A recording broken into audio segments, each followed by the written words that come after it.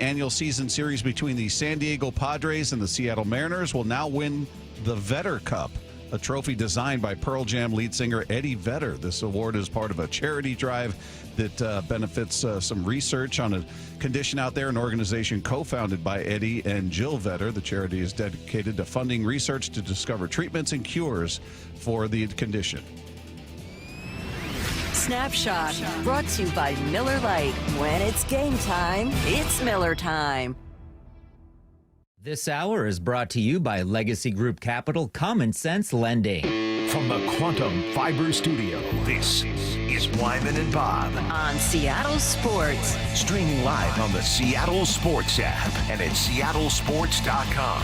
Now, here are your hosts, Dave Wyman and Bob Stelton. Welcome, everybody. It's Wyman and Bob. This is Seattle Sports on 710, seattlesports.com. Happy Friday to everybody out there. Hopefully everybody's got a big weekend in store for them. Maybe you're out doing things, partying, tearing it up like Dave Wyman, or maybe you're just going to chill and take it easy like Mike Lefko and stare at your phone on the couch.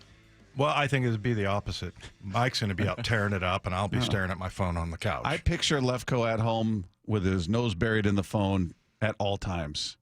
You give it a rest. And one other person in this building look at that phone more than anybody I've seen. Out of the two people in this room, you think I look at my phone more than Matt?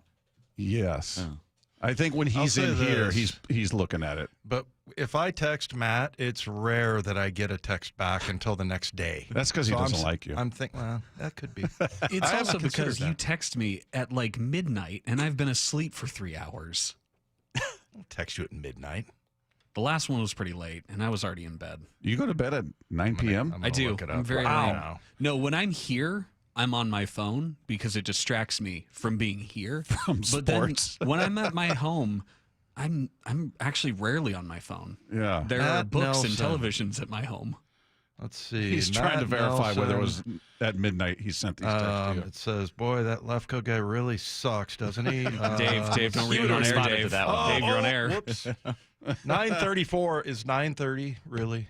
I'm already in half bed. hour after he's in bed. All right. Man, he's a man of routine. Coming up on the show today, we've got Best of the Rest at 3 p.m. Shannon Dreyer, our Mariners insider, will join us at 3:30. Get some inside look at DeMarcus Lawrence, the newest Seahawk on the defensive side of things. Babe Laufenberg, former player and now Cowboys Radio Network analyst, will join us at 4 p.m.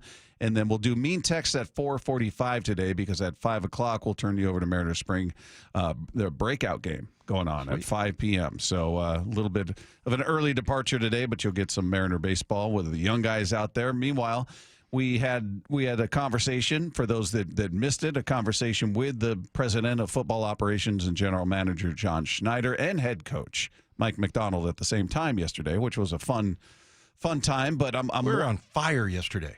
Oh, yeah, we had those two. We had Marquez Valdez-Scantling, and DeMarcus Lawrence. So, yeah, big show. If you guys missed yesterday's show, you can find that on the podcast page at seattlesports.com. A lot of good stuff there. But I was curious after, just kind of thinking about it. We asked him about the O-line and let him know, because we know John's not on social media, that there's hand-wringing going on about this line, and people are concerned about it.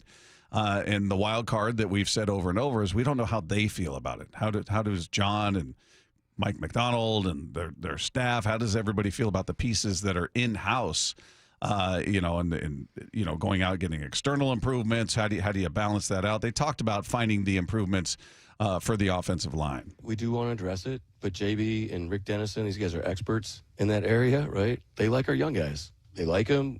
They see growth. They see positive development, positive futures with them. But yeah, it's definitely an area we want to address. We tried addressing it. It doesn't, sometimes it doesn't work out. It's just like the draft, but actually more intense than the draft when you're talking about acquisition and free agency, especially the early period, because you're talking about a serious commitment. And so the psychological part, the character, the coaching, AD, knowing Tank and the offensive staff spending time with MVS. I mean, that's big. We know the person. Where you get in trouble is when you, especially in free agency, when you want to build a team all throughout the year and address your deficiencies, whether it's in this, like in training camp or early in the season with deficiencies or underperformance or whatever. You need to be able to budget yourself and be disciplined enough to be able to fix your team all throughout the year. A lot of nicknames you got to learn in there. MVS, Tank. I know. I was JB. like, JB is John Benton, the new offensive line, and I'm surprised he didn't call Rick Dennison Rico. Yeah. Because that's his nickname. But yeah, those are the two first guys he's talking about: the offensive line and the run game coordinator and offensive advisor. And together, those guys have about 60 years.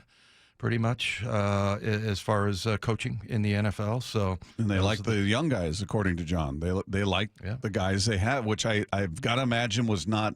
Well, I don't have to imagine. I know. I saw some of the comments. It wasn't well received by a lot of Seahawks fans, which you kind of knew. I don't think that's what they wanted to hear. They want to hear they're going to go out and go get this vet. And I still would think they need to and hope they get a veteran guard, somebody who's got some experience where you're not looking at, they're going to develop into something. You need somebody who's kind of fully formed, ready to hit the ground running.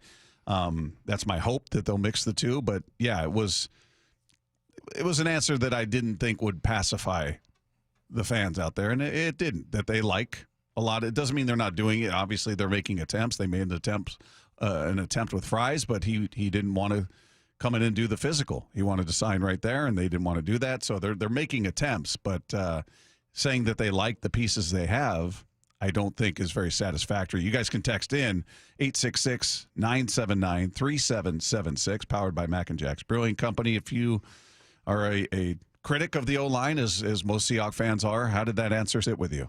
How did you feel about that when you heard that? Oh, yeah. I mean, I'm sure, look, nobody wants to hear anything except for change. Yeah. Right? And it's almost like they'll take anyone.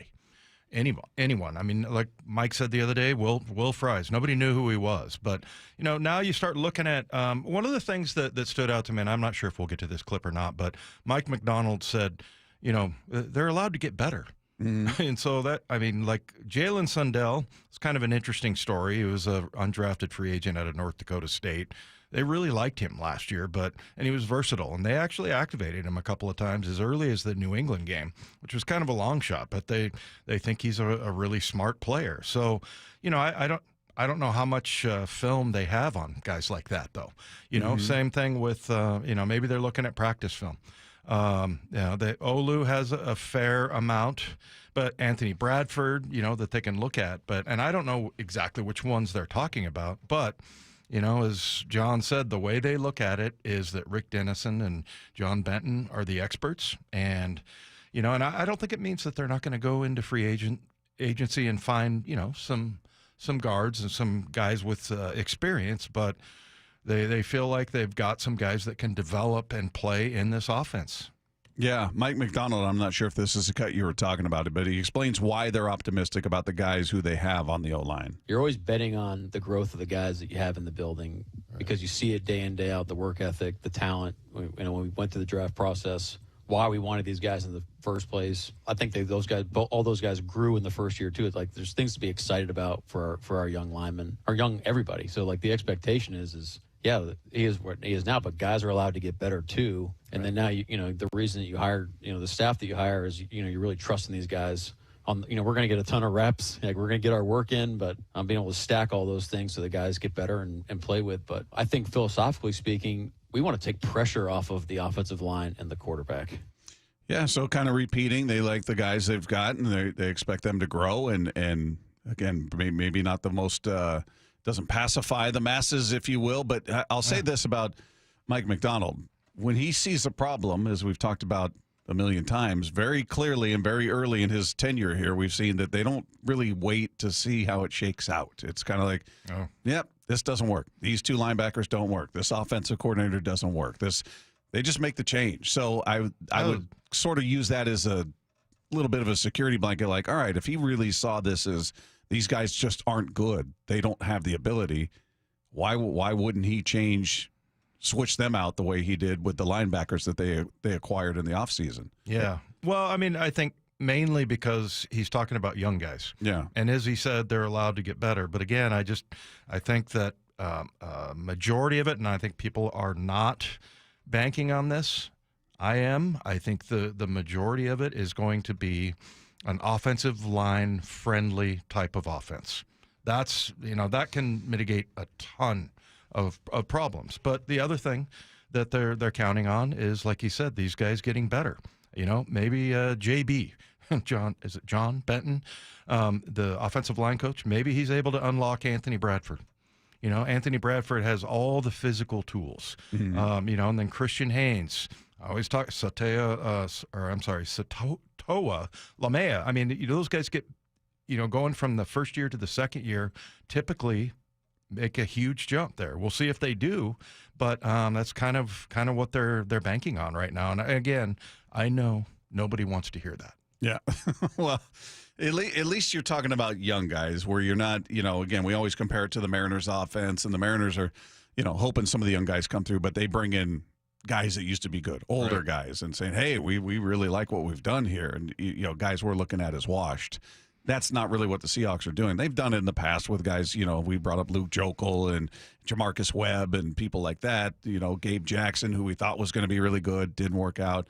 But, yeah, you're talking about, in this context, you're talking about Christian Haynes, you're talking about Lamea, you're talking about Jarrell, you're talking about a lot of youth that you're looking at their development. And John talked about the importance of developing their own linemen and not trying to force a fix externally if it doesn't truly exist out there. When you hit the panic button and pay good money for average to marginal play, that's where you really get in trouble. And then you're not able to fix your team, the rest of the way. But yes, the young guys, people are, our coaches are excited about them. And look, we're going to keep working this with some of these veteran guys, because we'd like to have a veteran in that room, but it's not, sometimes you can't just make stuff up. Yeah. And then the other thing too, if you go back through and look at the roster, at least what they have here, and I'm going to look at of course, the practice squad and things like that. But you have Charles Cross, Michael Jarrell, and Abraham Lucas. Those are your three tackles right now. Usually you like to go in having 5 or 6. Well, they just signed Josh Jones, who's kind of a swing guy. Yeah, I don't know if I think he's an inside guy that can play inside. I think he's listed as a tackle, but so they've got, some bodies to fill, some spaces to fill there as well. But we'll see if, I think he said yesterday that John did that they're still kind of in phase 1. Yeah. So you have to be, I guess, patient. And I know that fans aren't going to be patient much. This is the same type of conversation, like you said, that we had when free agency hit for the Mariners. Yeah. Yeah. Well, for me, I'm much more patient with the Seahawks because they've been to the playoffs so often. 10 of 14 years under Pete Carroll. You won a Super Bowl. You went back to a Super Bowl. Yeah, the O-line's been a problem for maybe a decade. I mean, it's been a long time that we've talked about the O-line, yet they've been able to work around it. They've been able to find ways, certainly, to win, despite it being an impediment at times, whereas the Mariners, that's different. Their offense has cost them. They have not gotten to the postseason. They've been there one time in over 2 decades. So, yeah, my patience with the offense of the Mariners is much more limited than my patience with the Seahawks, where I can look at it and go, okay, yeah, let's see what these young guys do. Let's see what they do in the free agency market, what they do with the draft, and if they piece it all together. Okay, it's not even close, the level of patience for the Seahawks and the Mariners. I don't really have any for the Mariners. I've kind of picked up on that. Yeah, it's just not there. They haven't earned it. The Seahawks have earned it. Yeah, I mean, they've won. And, like you said, I think it's perfectly put. They've struggled as far as offensive line goes, but they've found ways to win in spite of that. Yeah. Yeah. Mike McDonald elaborates on how he feels the offensive scheme ultimately that Kubiak is bringing to the table is going to help that O-line. You have to take pressure off those guys. So we got to change up protection schemes. You got to move the pocket. You got to be able to be really effective running the ball. Your action game has to be on point. One of the reasons I'm really excited about Sam is his ability to throw on the move. So all those things, so you can limit some of those really tough downs on the quarterback and the line. So when you talk about scheme, like the X's and O's, like where all the lines are going, we'll figure all that stuff out. But just philosophically speaking, we want to take pressure off those guys too. So that's a point of emphasis. But again, I think that goes back to we believe in the guys we have. But of course, at any position on our team, we're always going to look to say, okay, we're betting on the growth of the person we have, or do we need to go find somebody? I love hearing that, and it just kind of brings to mind just the number of times last year where you saw offensive. It was not an offensive line friendly offense. It just wasn't. And, Moyer talked about the empty backfield. And, I talked all year about them bringing all the receivers in and bringing the entire defense in. Why not spread out and run it for 3-4 yards? And whenever they tried to go short yardage, it was like they couldn't pick up a yard. So, they had a game literally, against the Rams where they twice could not pick up 1 yard. No, so it was bad. Yeah, I don't see how that is the case. How can that be? So we will see what's going to happen as far as that goes. But I think that's the probably the best answer, and maybe the one that might sort of appease some of our fans, is that this is going to be a different scheme that's going to, highlight these guys' talents rather than, making them do things that they're not comfortable doing. Yeah, so we'll talk more about, obviously, the offense, the O-line, Sam Darnold, all of that. But they did add to the defense. They did go out and spend free agent money on defense, and they brought in DeMarcus Lawrence. And I think it surprised a lot of people, much to Brock's chagrin. Yeah, I never heard a reaction. Was he at peace with it, or is he fiery mad? I haven't been able to get a straight answer from him, so I don't know. He's still ducking as to whether he was in Phoenix, so I don't know. Can't trust him on anything. He wasn't there. That was so ridiculous. That was not him. Lefko, you were on a wild goose chase there. Okay. It wasn't him, but he was very, very adamant that he didn't want to see one penny of free agent money spent on that side of the ball, and then they went out and signed DeMarcus Lawrence, $18 million guaranteed, up to $42 million over 3 years. I like it. Was odd only that it didn't feel like a pressing need, but I certainly like his presence here. I'll say that. I don't think they're going to do something like that if it doesn't allow them to address bigger needs. I don't think they looked at it as an either or. They're like, yeah, we can do this. Let's handle this now. This is here. We're still working on these other things on the O-line. Some haven't come to fruition. The Fries thing, maybe some others will. Who knows? We don't know where they've got the irons in the fire, so to speak, when it comes to O-linemen. They could be talking to multiple players at this point. But having made that move, and then they re-signed Ernest Jones and Jay Reed, is there a pressing need on that side of the ball as you see it right now? Like, how are they going to address this? Or what are they going to do about this spot? Yeah, I would like to see maybe one more inside linebacker, that can maybe fill in when Tyrese Knight or Ernest Jones gets dinged up a little bit. I think also safety and corner. But I don't know. I feel pretty good about the defensive line right now. Yeah, it feels like they got all their guys. Yeah. And you still have young guys who were not certain, Cam, Mike Morris. Just guys you're like, all right, do they fit? If so, how do they fit? What do they bring to the table? Some unknowns as far as the young guys they've drafted. But I feel pretty good overall. Yeah, you're right. Some depth areas, certainly. But the pressing needs now, and have been, are on the offensive side of things. So I'm very curious. And they went out and got a receiver, an MVS, and that's nice, but maybe Cooper Kupp's coming. We'll see if that happens. That's out there. He's supposedly going to make a decision today as to where he goes. But yeah, that line, it'll put a lot of people's mind at ease. I think some people will just like them to make a move, whether it ends up being a good or bad move. They just want to hear that they brought somebody in. That's right. And then they think, if it's early on in phase one, as John says it is, that these are where the good players go. Right. But that's not necessarily the case. I mean, maybe it's, somebody on the free agent market that wants more or wants to go somewhere else or whatever. So, yeah. Who was the guy we were talking about from the Bears? Tevin Jenkins. Tevin Jenkins. So the Bears just elected not to re-sign him. They had an atrocious O-line. And supposedly the Seahawks are bringing him in for a conversation. So I look at that and go, well, he's coming from a dreadful O-line that they felt like, nah, you're good. Go out and see what's out there for you. That doesn't make me feel awesome. That I don't look at now. Maybe he's depth. Maybe he's just a seasoned veteran that can fill in when they need. I don't know what they would expect from him, but that's not one that I personally would be all, wow, they landed this guy. I'm excited. Based on where he's coming from and what that line was. Yeah, and then, they just entirely revamped their offensive line in free agency, which I think was the right thing to do with you have the number one pick of the draft. So, that made sense. But, yeah, I mean, these are probably guys that you are taking a flyer on, and their depth. You got to have a certain number of guys, and especially offensive and defensive linemen. And, and I think half of the formula anyway is a lot of people are saying, like, did they really need DeMarcus Lawrence? I guess, yeah, because you're trying to build a defensive line much like what the Philadelphia Eagles have. And we said this before. There are people that say that their second string defensive line is as good as most people's first string. So they talked about building in the trenches. They've delivered on the defensive side.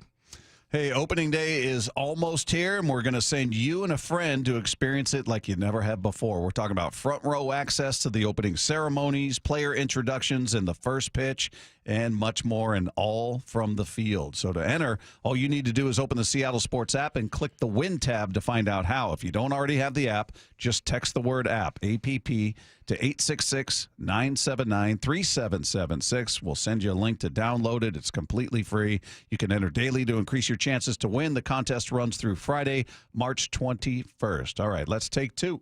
Hey, Bobby mentioned it. Adam Schefter reports the Seahawks are hosting free agent guard Tevin Jenkins on Monday, while Jeremy Fowler earlier says the Seahawks are, quote, firmly in the mix for Cooper Kupp. And to answer your question from earlier, that's why I always walk around here, head buried in my phone, living in constant fear of missing important breaking news. So we'll see if the Cooper Kupp news happens while we're on the air today.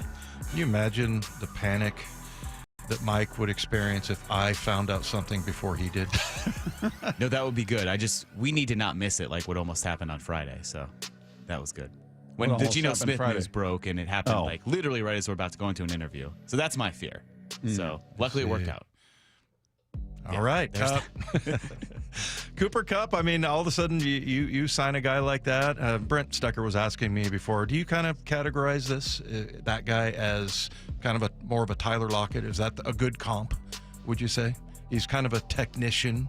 I don't know that he has the speed, but Tyler, late in his career, that wasn't his feature, right? Right. It was about a guy that's able to get open. So, yeah, I know a lot of people are speculating that possibly he comes here. Well, it sounds like, according to, who was it, Diana Rossini, saying it's down to the Cowboys and the Seahawks. We'll see if that's true. Los Mariners' spring breakout game is today, actually a little bit later this afternoon. We're done early. We're done at 4:55, so you can hear pregame coverage of that right here on Seattle Sports. It's all the top prospects in the Mariners system. Logan Evans will start for the M's, while Cole Young is batting first and playing second in a lineup full of their top prospects. That'll be pretty cool to see what these guys are able to do out there. Just get a glimpse of the future, potential future. Got a lot of shortstops that they've got in the system. So, yeah. Isn't our guy the ambidextrous pitcher? Yes, he's scheduled to pitch. He's going to pitch, right? Yeah. Sainja. Gerangelo Sainja, that's right. What an unbelievable talent that is. Yeah. That is incredible. I can't wait to see that guy play. But, hey, this is one of the things the Mariners do really well. They do a good job with their farm system and developing players. Take Two is brought to you by Swedish Cyberknife. Treat prostate cancer with Swedish Cyberknife. Swedish.org/cyberknife prostate. Coming up, yesterday might have convinced us about one aspect of this Seahawks season. We'll get into that next with Wyman and Bob. This is Seattle Sports on 710. Blue 88 on Brock and Salk. Who were the final suitors for DK? Teams that were willing to pay $33 million a year for 4 years on extension, $150 million total. It was really just New England and Pittsburgh. Every day at 7:45. Good for him. God bless him, and I absolutely have no issue and no problem with him going and getting even more of that generational wealth. But there were not many teams that were going to load up the Brinks truck. Blue 88, answering 3 football questions as only Brock Heward can. Seattle is home to Swedish Cyberknife, a non-invasive and highly precise treatment for prostate cancer. And Swedish is the only Cyberknife center in the Pacific Northwest. Compared with other radiation treatments, which can sometimes last 6 to 9 weeks, Cyberknife treatment is much shorter. It's typically 5 days or less. And Cyberknife's advanced robotic technology can track your slightest body movement, adjusting in real time to deliver radiation with extreme accuracy, sparing healthy tissue. And the vast majority of patients experience minimal side effects and may continue normal activities during treatment. So Cyberknife offers curative cancer treatment while minimizing side effects and disruption to a patient's life. And the experienced Cyberknife team has helped advance the field with research protocols and published findings. And Swedish Cyberknife treats patients from all over Washington state. So if you, a friend, or a family member is diagnosed with prostate cancer, go to swedish.org/cyberknife prostate. Treat prostate cancer with Swedish Cyberknife. Are you curious about who offers the best deals on top-rated Samsung, LG, and Sony TVs? The answer is surprising. It's not online, and it's not the warehouse clubs. The best deals on top-rated TVs are at Video Only. Don't believe it? Then check out the trade-in deals at Video Only. How about $500 for your old TV? Try doing that online. Before you buy that new TV, drop into Video Only. If you don't, you'll be sorry. Imagine finding your dream home and moving in right away. No waiting to sell your old place first. Sounds perfect, right? That's exactly what Orchard's Move First, Sell Later program lets you do. Buy your new home now and sell the old one later. Here's how it works. Orchard gives you cash so you can buy and move into your new home first on your timeline. No waiting, no showings, no double moves. Then the Orchard experts take it from there. They handle repairs on your old home and make price-boosting upgrades with no cost until close. Once they're done, a local Orchard agent lists and sells your home for top dollar. Orchard's Move First program gives you the freedom to buy and move into your new home first and sell your old home later. Buy before you sell and get top dollar for your home with Orchard. Ready to find out how much your home is worth? Visit Orchard.com to get your free home valuation. That's Orchard.com. So I formed Davis Law Group about 30 years ago, and I would get, the same questions from people about what to do in the case of an accident. Do you need a lawyer? To the point where I decided that I would at least write a book which would answer the common questions that I would receive as a lawyer. Once I wrote my first book, it proved to be hugely popular. I decided to write then a series of books in different accident cases so that we could really teach people about their rights, how to protect them, and how to decide on whether they need a lawyer and what lawyer to hire. I've found in my career that having a client that is educated and knowledgeable about their particular type of case really helps the client and also usually ends up making the case or the claim more successful. To get your free copy of any of my Washington accident books, visit WashingtonAccidentBooks.com. The John Schneider Show. Every Thursday until draft day on Wyman and Bob. Listen live Thursdays at 4 p.m. or watch the interviews on the Seattle Sports YouTube page. We've all been there. Sleepless nights, mind racing, wondering if your business's security service is really protecting what matters. At Bay Alarm, we can put your security insecurities to bed. Video security, burglar alarms, fire alarms, access control, 24/7 monitoring, and more. Our advanced technology and personalized support ensure you can rest easy, knowing we're here for you, your people, and your business. Visit bayalarm.com to talk to a local security expert. Bay Alarm, we got you. Do you want to lose weight fast and keep it off? I'm Dr. Ryan Coogan with Eastside Weight Loss Clinic, and I have a plan that has helped over 4,000 people in the Seattle-Tacoma area lose up to a pound per day. No surgery, no exercise, no box packaged food, and no drugs or injections with potential side effects. We have a team of health coaches that can support you every step of the way. Schedule your free 15-minute, no-pressure phone consultation online at eastsideweightlossclinic.com and also see our incredible before and after transformations. Well, and I'm one of those 4,000 people. I'm incredibly proud of my transformation. It started with just a 15-minute phone call where I learned how easy the program was and decided that it was right for me. I encourage you to make that phone call for yourself. It's only 15 minutes, and it can have a lasting impact. Let our proven system help you lose 20 to 30 pounds or more in just 60 days. You can start our program in person at our Kirkland office or virtually from anywhere you live. Schedule your free phone consultation online at eastsideweightlossclinic.com. That's eastsideweightlossclinic.com. Dr. Ryan Coogan, D.C. Results may vary. The madness tips off next week,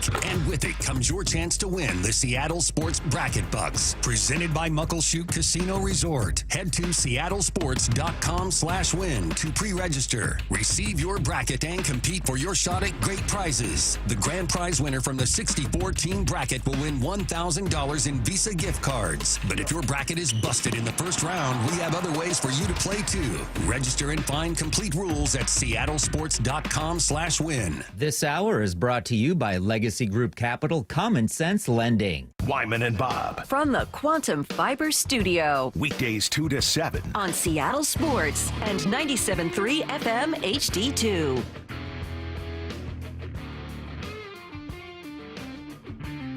Text line is there for you at 866-979-3776, powered by Mac and Jack's Brewing Company. Meanwhile, taking a look at this team with the moves they made, MVS, D-Law. Is that how we're just going to refer to them moving forward? Apparently. Yeah, MVS, starting to get used to it. Wasn't like JSN, that one right away. MVS, sure, nice kids. They were great. Great conversations. So in looking at these moves, especially when you commit that kind of money to a veteran like Lawrence, that for me, when we're debating, are they rebuilding? Is this kind of a reimagination? However you want to term it. You don't make that kind of move if it's a rebuild. That right there told me they don't.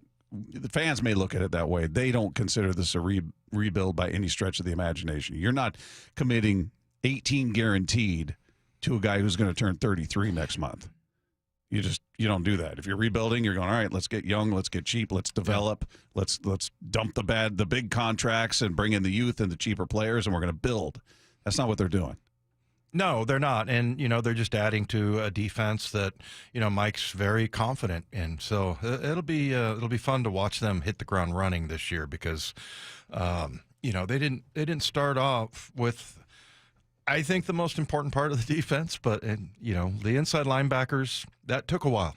And, again, I love that they didn't sit on their hands. And, I think that maybe if it's Pete, maybe if Pete is, I thought he did a really good job of giving guys a chance, and a lot of guys a second chance, like, Marshawn and guys like that. So who was the first rounder that was like, he came here for a little while. He was a big defensive tackle. I think he was a high draft choice for Jacksonville. But Pete, he always would give guys, and he got in some kind of trouble or something, but, he would give guys a second chance. Was he part of the 2013 draft? I think, yeah. They had basically everybody from the top 10 on their roster at one point, top 10 of that draft. Yeah. I remember who you're talking about. Yeah.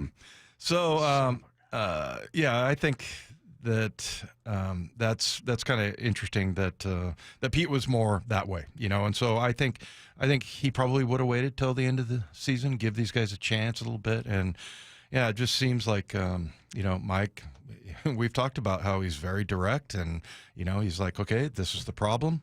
Here we go. We're gonna fix this right away. And I think John's the same. He's like-minded. Barkevius Mingo? Is that who you're thinking of? No. Oh, that's what I was thinking of. What'd you say? Say Jordan something or Deion Jordan. Deion Jordan. Yeah. There we go. Yeah. So they had both those guys and Luke Jokel. And Ziggy Ansah. Ziggy Ansah. Yeah. All those guys had passed through this roster, and they were all DJ Fluker, who was the 11th pick in that draft. Sheldon Richardson, who was the 13th. They had a lot of top 20 draft picks from the 2013 draft come to this spot at one point or another. And the 13 draft was dreadful. He is not good. No. Yeah. I mean, Luke Jokel was your second overall pick. Deion Jordan, number 3. And they had both those guys. Yeah, I think it's funny that none of our stone texters could come up with Deion Jordan.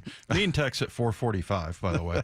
Yeah, I thought for sure somebody would be throwing in these names. But, yeah, I mean, I think that was the part of it that I was so impressed by last year, that they're just going to move quickly. And then Mike Macdonald just seems to have a really good vision of who he wants, what kind of player he wants, and I'll be very interested to see DeMarcus Lawrence, just because that wasn't anything that we really talked about. Didn't expect it. It wasn't something we were going, well, they got to get another D lineman. They got to get another pass rusher, a guy who stops the run. I mean, we didn't have that conversation. That was not if we made the list of priorities, that would have been toward the bottom. But Mike Macdonald talked about what it is he likes about Lawrence and just veterans in general coming to this team to play defense for him. How can you watch DeMarcus Lawrence tape and not just get fired up? Again, it doesn't take a football expert to watch this guy play. He plays incredibly violent. When you understand having an AD and like some of the things that they're being taught to do and how he sees the game, like his football intelligence, I think is really underrated. This guy is a savant of the game, and when you play like as ruggedly and as aggressively does as well, like that's a heck of a combination. And then with the veteran thing, I take a lot of pride in that with our team. Like, that's something that we really want to be known for. We want guys to play their best football for us at any stage of their career. So whether you're taking them on as a rookie, we want them to, blow the doors wide open. But especially of those vets that, they're probably in the second half of their career, like, hey, there's no reason where these guys can't excel and play their best football. So that's something that we take a lot of pride in. It's so interesting. Kyle Van Noy, at the end of his career, the last 2 years in that Baltimore, similar, like I said, still has his fingerprints on that defense. The last 2 years, he's had double-digit sacks. Yeah, Jadeveon Clowney. Clowney is the same way. I mean, it was kind of eerie looking at that going, man, I don't know that you can expect that from DeMarcus Lawrence, but that's kind of what they're envisioning, that, he's going to have a resurrection, and hopefully the foot problem will be fine. And my experience with that injury is that once it's healed, and there's no treatment, there's nothing.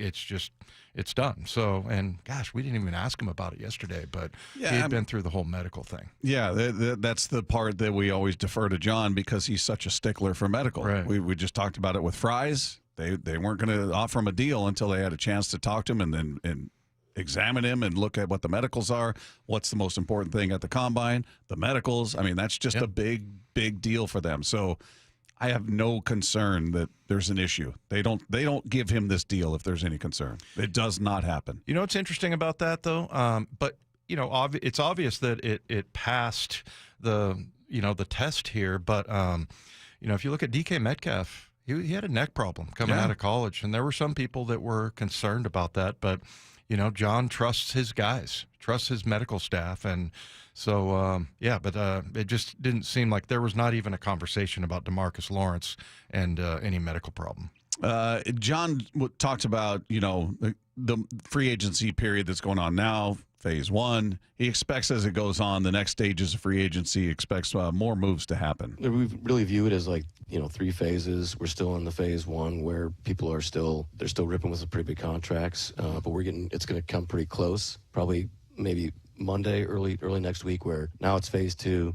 Agents are realizing that their ask was too high, so now they have to adjust, and so we're constantly our guys do a great job up there, just constantly reaching out, staying in contact with everybody, and basically just trying to stay in the game as much as we can, and then they basically just blame us for being the bad guys we can't.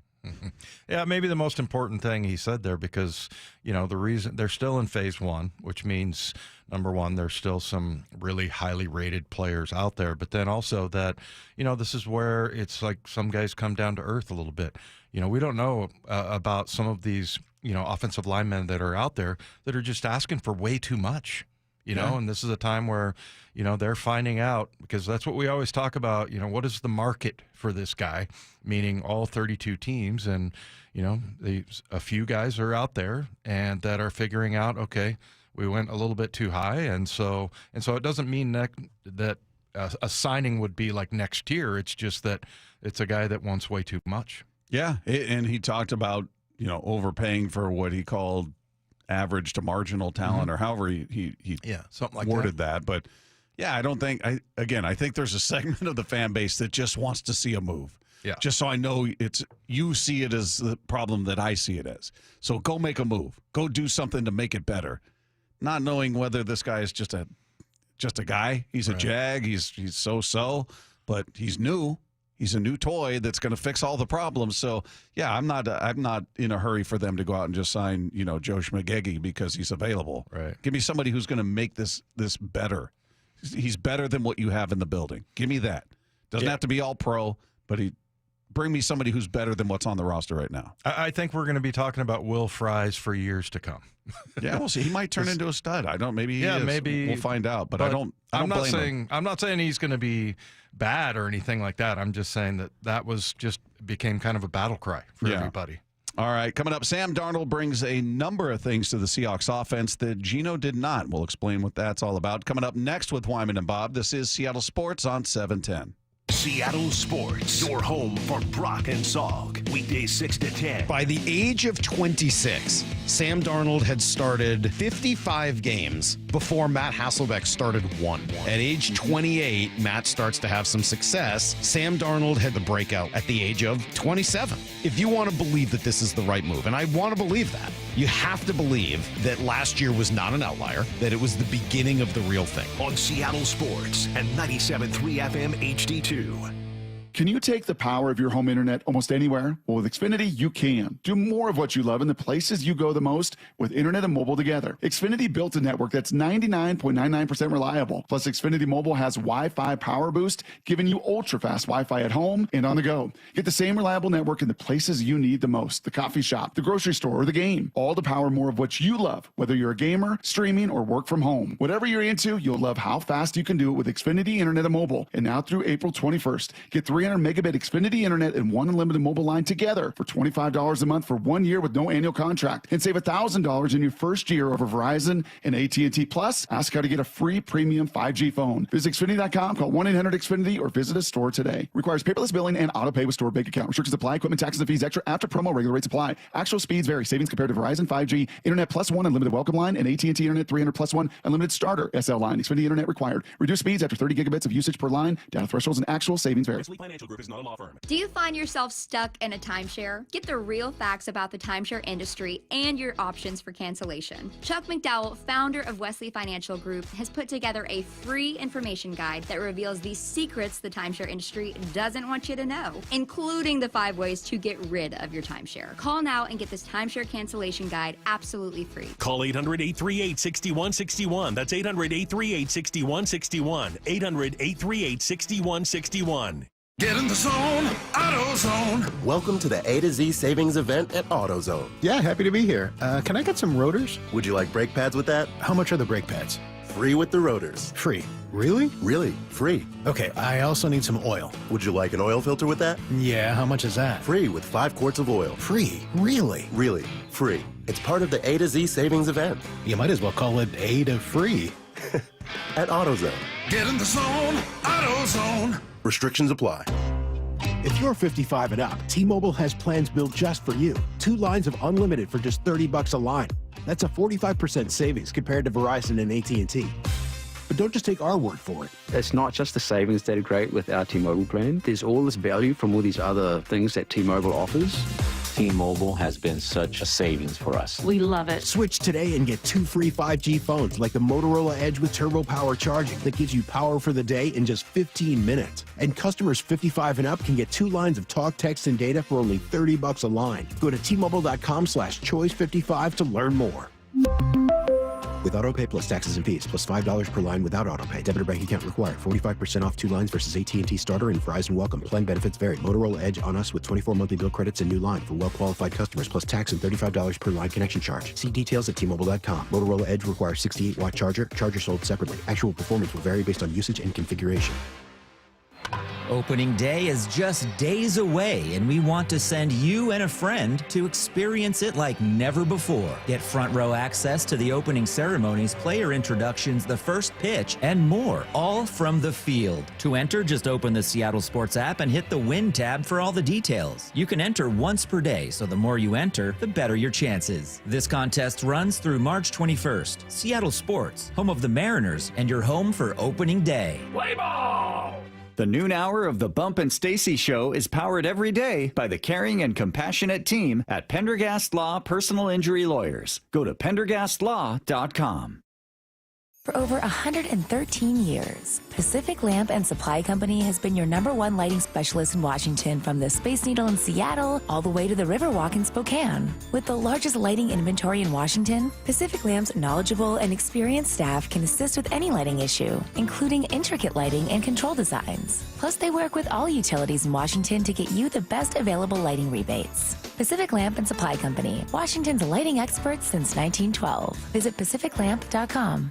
What if your limited inventory had unlimited potential? What if your biggest risk was not taking one? What if you could make every move matter? Bank of America's Business Solutions can help bring your biggest what-ifs within reach. Find out how our digital tools, cutting-edge insights, and trusted expertise can work for your business. What would you like the power to do? Visit bankofamerica.com/banking for business to learn more. Bank of America is proud to be the official bank sponsor of FIFA World Cup 2026. Mornings can start feeling the same. Wake up, brush teeth, go to work. But with breakfast from Wendy's, it's like, wake up, brush teeth, Baconate with a breakfast Baconator. Roll with a sausage breakfast burrito. Buddy it up with a Honey Buddy. Or get seasoned with seasoned potatoes. And then go to work. Sorry. When you're ready for a fresh wake-up call, gotta be Wendy's. At participating U.S. Wendy's during breakfast hours. Luxury awaits at Snoqualmie Casino and Hotel, where comfort meets elegance. It's Mike Salk here, and this summer you can experience breathtaking Cascade views, world-class dining, and of course the best entertainment. Elevate your next getaway by combining effortless style with the utmost in relaxation. The hotel opens this summer with deluxe king and 2 queen rooms, premiums, grand suites, signature suites, and the breathtaking views of the Cascades and the Snoqualmie Valley. For more details, go to snocasino.com. Seattle's closest is now Snoqualmie Casino and Hotel. Wyman and Bob. From the Quantum Fiber Studio. Weekdays 2 to 7. On Seattle Sports and 97.3 FM HD2. Coming up at 3 o'clock, we'll do Best of the Rest. Again, a reminder, if you're just tuning in, we are done at 5 p.m. today because you've got Mariners baseball happening. So stay tuned for that. But that means Mean Text coming up at 4:45 today. So you got about 2 hours. Think that's enough time for them? 2 hours to get creative? They'll be probably taking a nap at that point. No, they're still in the nap, right? Like, yeah. They haven't woken up yet. You think they'll wake up before 4:45? Why is that, Mike? I don't know. You have a good reason why. I think you do. No, your reason is better for why they're probably napping. I just don't have any faith in them at all, even if they're awake. So, awake or asleep, I just have no belief in these texters that they can be funny. Mike told me during the break they're stupid. He whispered it. He goes, they're really stupid. I was thinking more along your lines of what you think in that 4 o'clock hour, how you refer to our texters. That they're high, that they're drunk, they're unemployed. Come on, Dave. I needed you to drunk, say high, that. unemployed. It's a staple. He's trying to get you to play along here. All right, 866-979-3776, powered by Mac and Jack's Brewing Company. Prove these two wrong. Show them you're sharp, you're awake, you're alert, you're creative. Yeah, all of that. Do that. Meanwhile, when it comes to Sam Darnold, do you look at him as an improvement over Geno? Do you feel like they upgraded? To me, I'm going. We said this before. I'm not going to change my answer now because he's here. He seems like a nice guy. I look forward to talking to him. But when we talked about this before, Sam Darnold or Geno Smith, I'd rather have had Geno. To me, he's a known commodity. Yeah. Now, I don't want him at the price tag that maybe he was putting out there, certainly. But if we're just talking about all things being equal, I'd feel more comfortable with him. He's had more sustained success than certainly the one season that Darnold has had. But maybe if this is who Darnold is moving forward, then the Seahawks win. They get a younger guy who's ascending still. So it could work out huge in their favor, and you're getting him financially for less, about $10 million less than what you offered Geno. Yeah, it's a good question. I'm wondering who he's going to get as far as, who's going to be the mastermind of the offense with the Vegas Raiders, and, whether or not that's going to be good for him. And, I wonder how he would have been in this system with Kubiak and how that would have played out. He might be worse off. I don't know. I guess Geno, remember the one year where, and I thought it was cool that Pete was such a great coach, but remember the time when he signaled into Geno to calm down. Oh yeah. I think Geno, that's just the way he is, not only on the field but as a person, that he gets fired up, and I think he might have made a rash decision there. But we'll see. We'll see how it works out for him. I have no reason to not, root for him. Obviously, you'd like to see Sam Darnold have a better year, right? Of course, yeah. But that'll be kind of interesting. So I don't know. I mean, I feel like either one could thrive. I don't know who necessarily has the edge. It's still, with Sam Darnold, kind of a wait and see. I mean, you have to have a couple, maybe 3 good seasons to kind of prove that, You just wanted to say that. Couple three, huh? Couple three. I tried not to say it. I said 2, maybe 3. Couple yeah, three good seasons. You'd like to. I mean, what's your standard? I mean, that's the one thing about Sam Darnold I think that's causing some panic is that you have 6 years and then 1, and then you put the cherry on top the last 2 games. So, and like Mark said, Mark Schlereth that we talked to, he said, look, why don't you look at the first 16 games? Why are we concentrating so much on 2 games? Because they had so much more consequence attached to them. They had more meant consequence, so much more. and it looked much more like what his career has been in the past. Yeah, and look, those are just the facts. That's not an opinion. No. Those are the facts of his season. It's not, and people say, why are you dogging him? Not dogging him. We're just restating what took place last season. Yes, it happened. It's not. We're not expressing an opinion here. Yeah. These are just statement of facts. That's how it went. He was asked about it. He talked about it. So it doesn't mean those 16 games are irrelevant. You saw, wow, he's really capable of something we had not seen him do, certainly on a consistent basis in the previous 6 seasons. So there's a lot to be optimistic and curious about with him. I'm obviously rooting for the best. But to me, when it came back to which would you rather have, well, I want the known commodity. I know what Geno's capable of, and he's done it in multiple seasons. But if he wants $50 million and you're getting Darnold for 33, well, give me Darnold. Because I didn't think Geno was in that elite money category. I don't put him there. I put him in the very good category. So yeah, well, Geno, the other thing I'd say too, advantage for Sam is that, he's 27 as you mentioned, and Geno's 34. Yeah. So yeah, I mean, I think with Geno, you weren't really going with a long-term type of thought with Geno Smith. Well, yeah, a 2-year offer made perfect sense. We talked about it. That's apparently what it was a 2-year deal, and maybe that'll ultimately be the breaking point. He wanted a 4-year or a 3-year or whatever. He wanted a longer deal. Maybe the money was okay, but I want more years.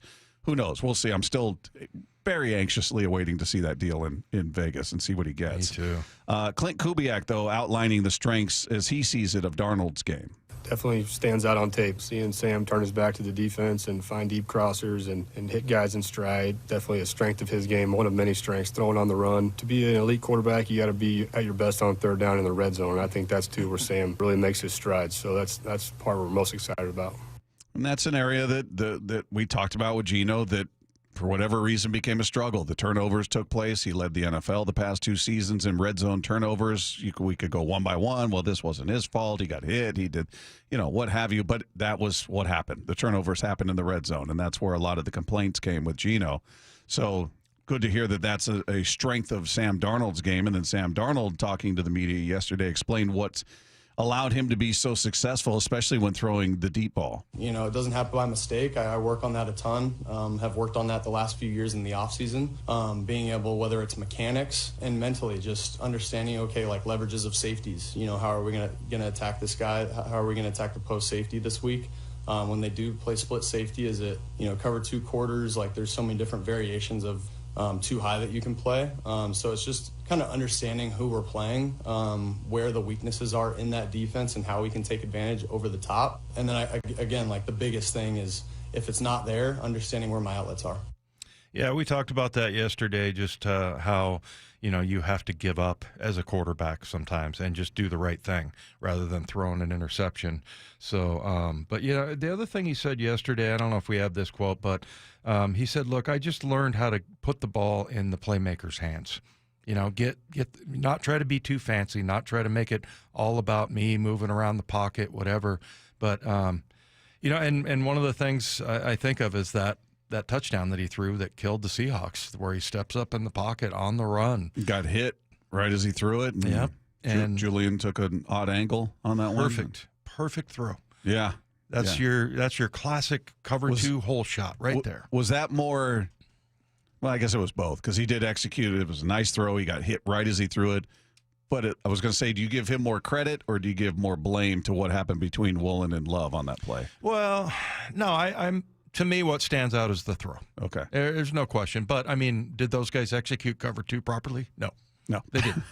So, that's typically what happens. I mean, look, at the NFL level, people make mistakes all the time. It's just a matter of trying to find it and exploit it, and that's what Darnold did. All right, what's the state of the Seahawks offense after their recent moves? We're going to hear some conversations about that. And best of the rest is coming your way next with Wyman and Bob. This is Seattle Sports on 710. Blue 88 on Brock and Salk. Who were the final suitors for DK? Teams that were willing to pay $33 million a year for 4 years on extension, $150 million total. It was really just New England and Pittsburgh. Every day at 7:45. Good for him. God bless him. And I absolutely have no issue and no problem with him going and getting even more of that generational wealth. But there were not many teams that were going to load up the Brinks truck. Blue 88, answering 3 football questions as only Brock Heward can. Over the past decade, Washington state politicians have doubled state spending with no improvements to the issues we care about. Instead, we now have the 3rd highest cost of living in the nation and a $12 billion deficit. It's time to tell legislators we need better results, not bigger taxes. Act now at affordablewashington.org. Paid for by people for an affordable Washington and Olympia, Washington. Top 5 donors are Washington Alliance for Competitive Economy, Microsoft, Madrona, T-Mobile, and Alaska Air. Did you know that your windows and doors are your main source of energy loss? At Lake Washington Windows and Doors, our windows with triple weather stripping and gasket seals are up to 25% more efficient than Energy Star standards. LakeWashingtonWindows.com, a name you can trust. Have you considered surgery or even joint replacement? Hey, it's Dave Wyman, and before you make that decision, see Dr. Mark Wagner, MD, at Seattle Sports and Regenerative Medicine. Why? Because he gives it to you straight. Dr. Wagner said my right knee needs replacement, and I appreciate his honesty and expertise. My left knee is fine right now, but the minute it isn't, I'm heading to Dr. Wagner for his expert opinion. I want to avoid another surgery, and I've heard so many patients rave about results from their 90-minute outpatient stem cell procedure with Dr. Wagner. He's a board-certified Seattle physician with over 30 years of experience and has performed more than 20,000 stem cell procedures using a person's own stem cells to regenerate cartilage in their own joints. People with severe osteoarthritis, even bone on bone, are back doing what they enjoy without pain and without surgery. Whether it's a shoulder, hip, elbow, ankle, wrist, or knee, before choosing surgery, see Dr. Mark Wagner first. Go to drmarkwagnermd.com. Getting engaged? At Shane Company, dream engagement rings are our specialty. We have the most beautiful natural and lab-grown diamonds, hand-picked in every price range, ready to compare side by side. Shop online at shaneco.com or in store. Shane Company, your friend and jeweler. This is the story of the one. As a quality technician in a food processing center, she knows that making the right call is the best way to avoid a recall. That's why she trusts Grainger's world-class supply chain to deliver the high-quality supplies she needs to help keep her production line, her equipment, and her customers happy and healthy. Call 1-800-GRAINGER, click Grainger.com, or just stop by. Grainger, for the ones who get it done. March is here, and Toyota of Renton and Toyota of Kirkland have teamed up to take away your car buying madness. At Toyota of Kirkland and Toyota of Renton, they have the widest selection of new and certified used inventory and the largest savings in the region. Now that's a slam dunk. The all-star staff at Toyota of Renton and Kirkland will assist you with a test drive, and you can score that car the very same day. Come see for yourself or visit online at toyotaofrenton.com or toyotaofkirkland.com. O'Brien. Welcome to Staples. I hear Staples prints it all for any business. You bet. And we'll beat any print quote. So if I had a pizza place... Staples can print signs, menus, pizza boxes. A landscaping business? Oh, we can print yard signs, t-shirts, brochures. How about a pizza/landscaping business? I'll call it Dough and Mo. I like it. Right now at Staples, get up to $250 off your print purchase. Ends 4/5, exclusions apply. Visit staples.com/print for offer details. Price match guarantee valid in store and staples.com/print. Visit staples.com/price match for details. Tired of hearing scary radio ads about the IRS? Tax Relief Advocates is different. TRA is here to tell you that if you owe money to the IRS, whether it's $5,000 or $500,000, we have a solution. TRA can eliminate or reduce what you owe to the IRS with zero risk to you. We have over 1,000 5-star reviews on Google and an A+ with a BBB. End your tax nightmare today by visiting TRA.com or call 800-583-6681. That's 800-583-6681. Imagine finding your dream home and moving in right away. No waiting to sell your old place first. Sounds perfect, right? That's exactly what Orchard's Move First, Sell Later program lets you do. Buy your new home now and sell the old one later. Here's how it works. Orchard gives you cash so you can buy and move into your new home first on your timeline. No waiting, no showings, no double moves. Then the Orchard experts take it from there. They handle repairs on your old home and make price-boosting upgrades with no cost until close. Once they're done, a local Orchard agent lists and sells your home for top dollar. Orchard's Move First program gives you the freedom to buy and move into your new home first and sell your old home later. Buy before you sell and get top dollar for your home with Orchard. Ready to find out how much your home is worth? Visit Orchard.com to get your free home valuation. That's Orchard.com. This is Seattle Sports. Streaming through the Seattle Sports app. KIRO AM Seattle. KIRO FM HD2 Tacoma. Home of the Seahawks, Mariners, and everything Seattle sports. Seattle Sports Snapshot. Well, running back Kareem Hunt is making a return to the Kansas City Chiefs. He signs a one-year deal worth $2.5 million. That, according to Jeremy Fowler, he returns to a backfield led by Isaiah Pacheco that added former 49ers running back Elijah Mitchell this week as well. Meanwhile, the Bengals might be getting close to locking up their stars. The team's front office is actively working to get wide receivers Jamar Chase and T. Higgins signed to contract extensions as quickly as possible. This, according to Adam Schefter. Progress on the deals for Chase, who is entering the final season of his contract, and Higgins, who received the franchise tag for the second straight year, has been made in recent days on long-term extensions. Snapshot, brought to you by Miller Lite. When it's game time, it's Miller time. From the Quantum Fiber Studio, this is Wyman and Bob. On Seattle Sports. Streaming live on the Seattle Sports app and at seattlesports.com. Now, here are your hosts, Dave Wyman and Bob Stelton.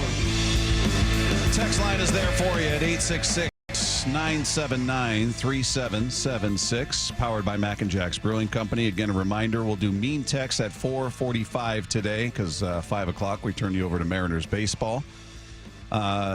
By the way, the 206 Dave told me to quit winning.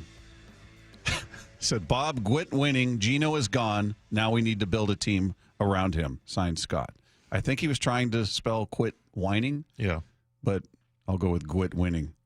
Sounds better. Just one of our soft-headed texters.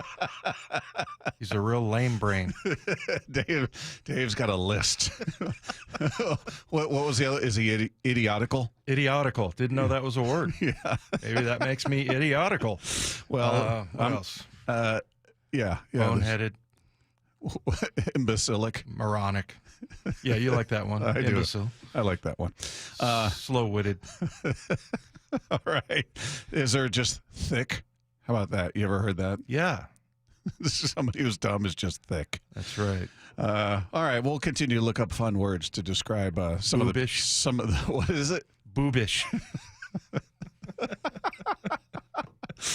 Unwise. How about that? Unwise. I like that one. There you go. All right. Let's do best of the rest. We know you love listening to us, but there are great discussions happening all over our station. I need more Jake Bobo. I need more of them. Because Jake Bobo is objectively fun to say. Yeah, I'm just not good at bats. Let's tone it down. It's time for the best of the rest. How dare you? Lots of Seahawks conversation going on with the other shows, and we start with Brock and Salk, where they dive into some of the, as they see it, they had Matt Hasselbeck on. And they talked to, and apparently Matt said, he sees some of himself in Sam Darnold. So they were talking about the similarities that they see between those two. He had started 55 games before Matt Hasselbeck started one. And he didn't perform particularly well in those games. And going through that exercise, Brock, a few minutes ago, and looking at how he kind of rated over his career in all of those categories, speaks to 55 games, largely of disaster. Torture chamber. Yeah, here are the records by year: 4-9, 7-6, 2-10. 4-7, 4-2 in Carolina, and then finally at the age of 26, he goes 0-1 with the Niners before the breakout last year, 14-3 with Minnesota. at the age of 27. By the way, Matt's first year, I think he was like 5-5, and it's not until later that Matt really starts to put together some real strength in his record and the success that he had in his career. Go back and look at Matt Hasselbeck.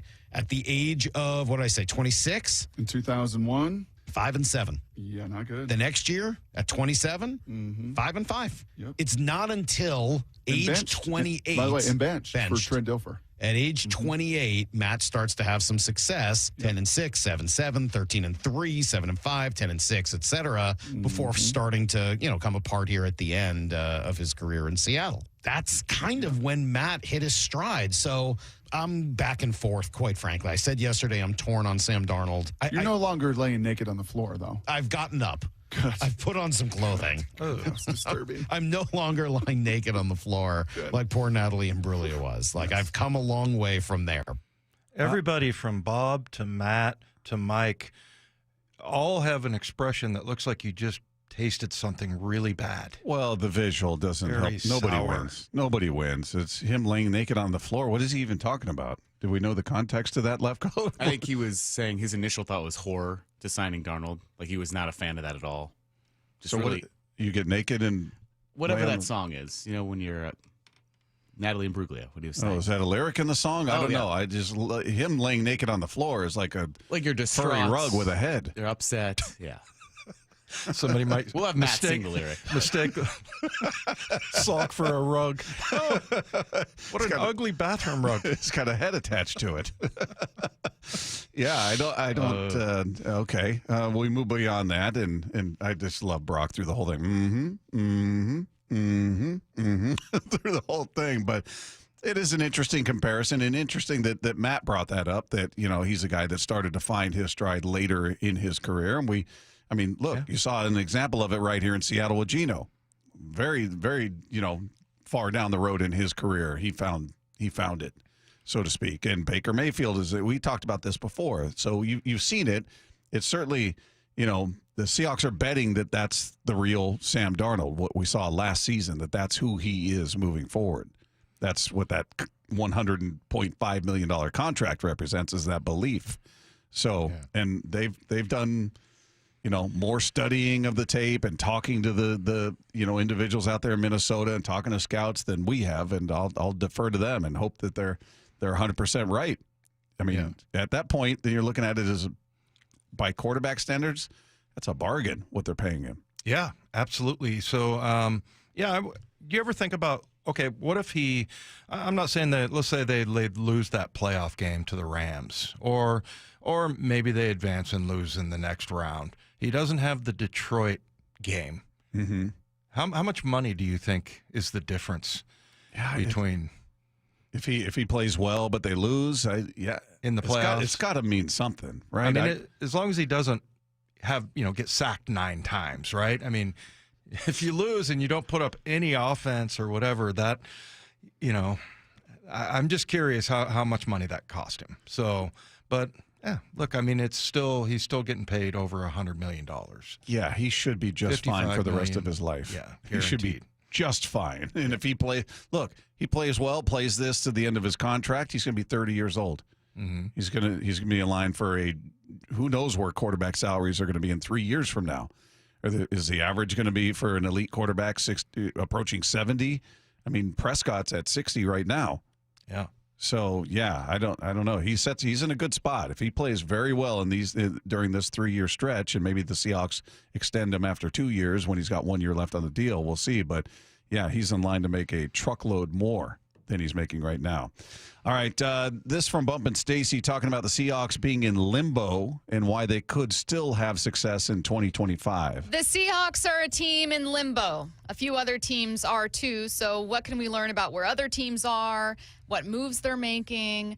And I think the bigger question that's interesting me that we'll get to as part of this conversation is, how do teams get stuck? Because I agree the Seahawks have been kind of stuck, and there's degrees to limbo. They're stuck at 5 wins, and then they're stuck at 9 wins, and both suck, but in different ways. Both stuck. Yeah, both suck, and you're stuck. So we'll talk about how the Seahawks got stuck and how they can unstick. The teams in the middle, and that's who the Seahawks have been over the past X amount of years. 10. The reason why you feel that way is because maybe they're not good enough at this position. They need help at this position. You've changed offensive coordinators. You've changed defensive coordinators. There's a lot of change going on and not enough stability with the star players or the foundational players. And that's why I feel like the Seahawks have been there. Is it because you don't think your quarterback is good enough? Is it because the offensive line can't get going? It's the run game. It's the defense. The Hawks have always had an underlying issue that you point to and you say to yourself, that's the reason why they're not going to be good or not good enough to get over the hump. That's what we've seen, because you're asking yourself, is Sam Darnold going to be good enough? Are you going to be able to protect him with your offensive line? Is the run game going to get going? Is Kubiak going to call a game that Mike McDonald thinks is conducive to winning championships? But we're looking at the defense and we think they might be good enough to keep these guys afloat. What do you think? Stuck in limbo, that 9-10 win range, sometimes playoffs, sometimes not. It's kind of where they've been living. Yeah. I think the defense might take a huge jump next year.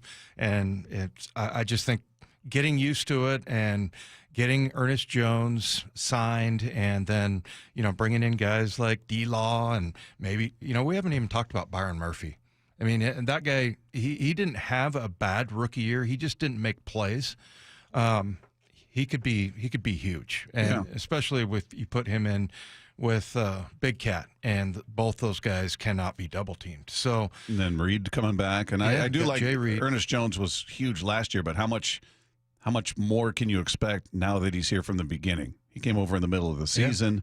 Now he gets a training camp and OTA, every bit of interaction that he didn't get last year. Yeah, and then, by the end of the season, he was moving guys and, correcting guys. Every once in a while you see him step up and get a guy lined up properly. Did he do a lot of No, pointing? you just slap him on the butt. He didn't do a lot of the pointing there? No.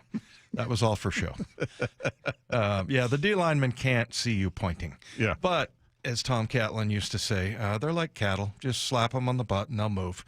So, by the end of the year, he was doing those kinds of things. So, I think defensively they have a chance. I don't think we've talked about it enough, I guess, is my point. I would love to see him get a big playmaker safety.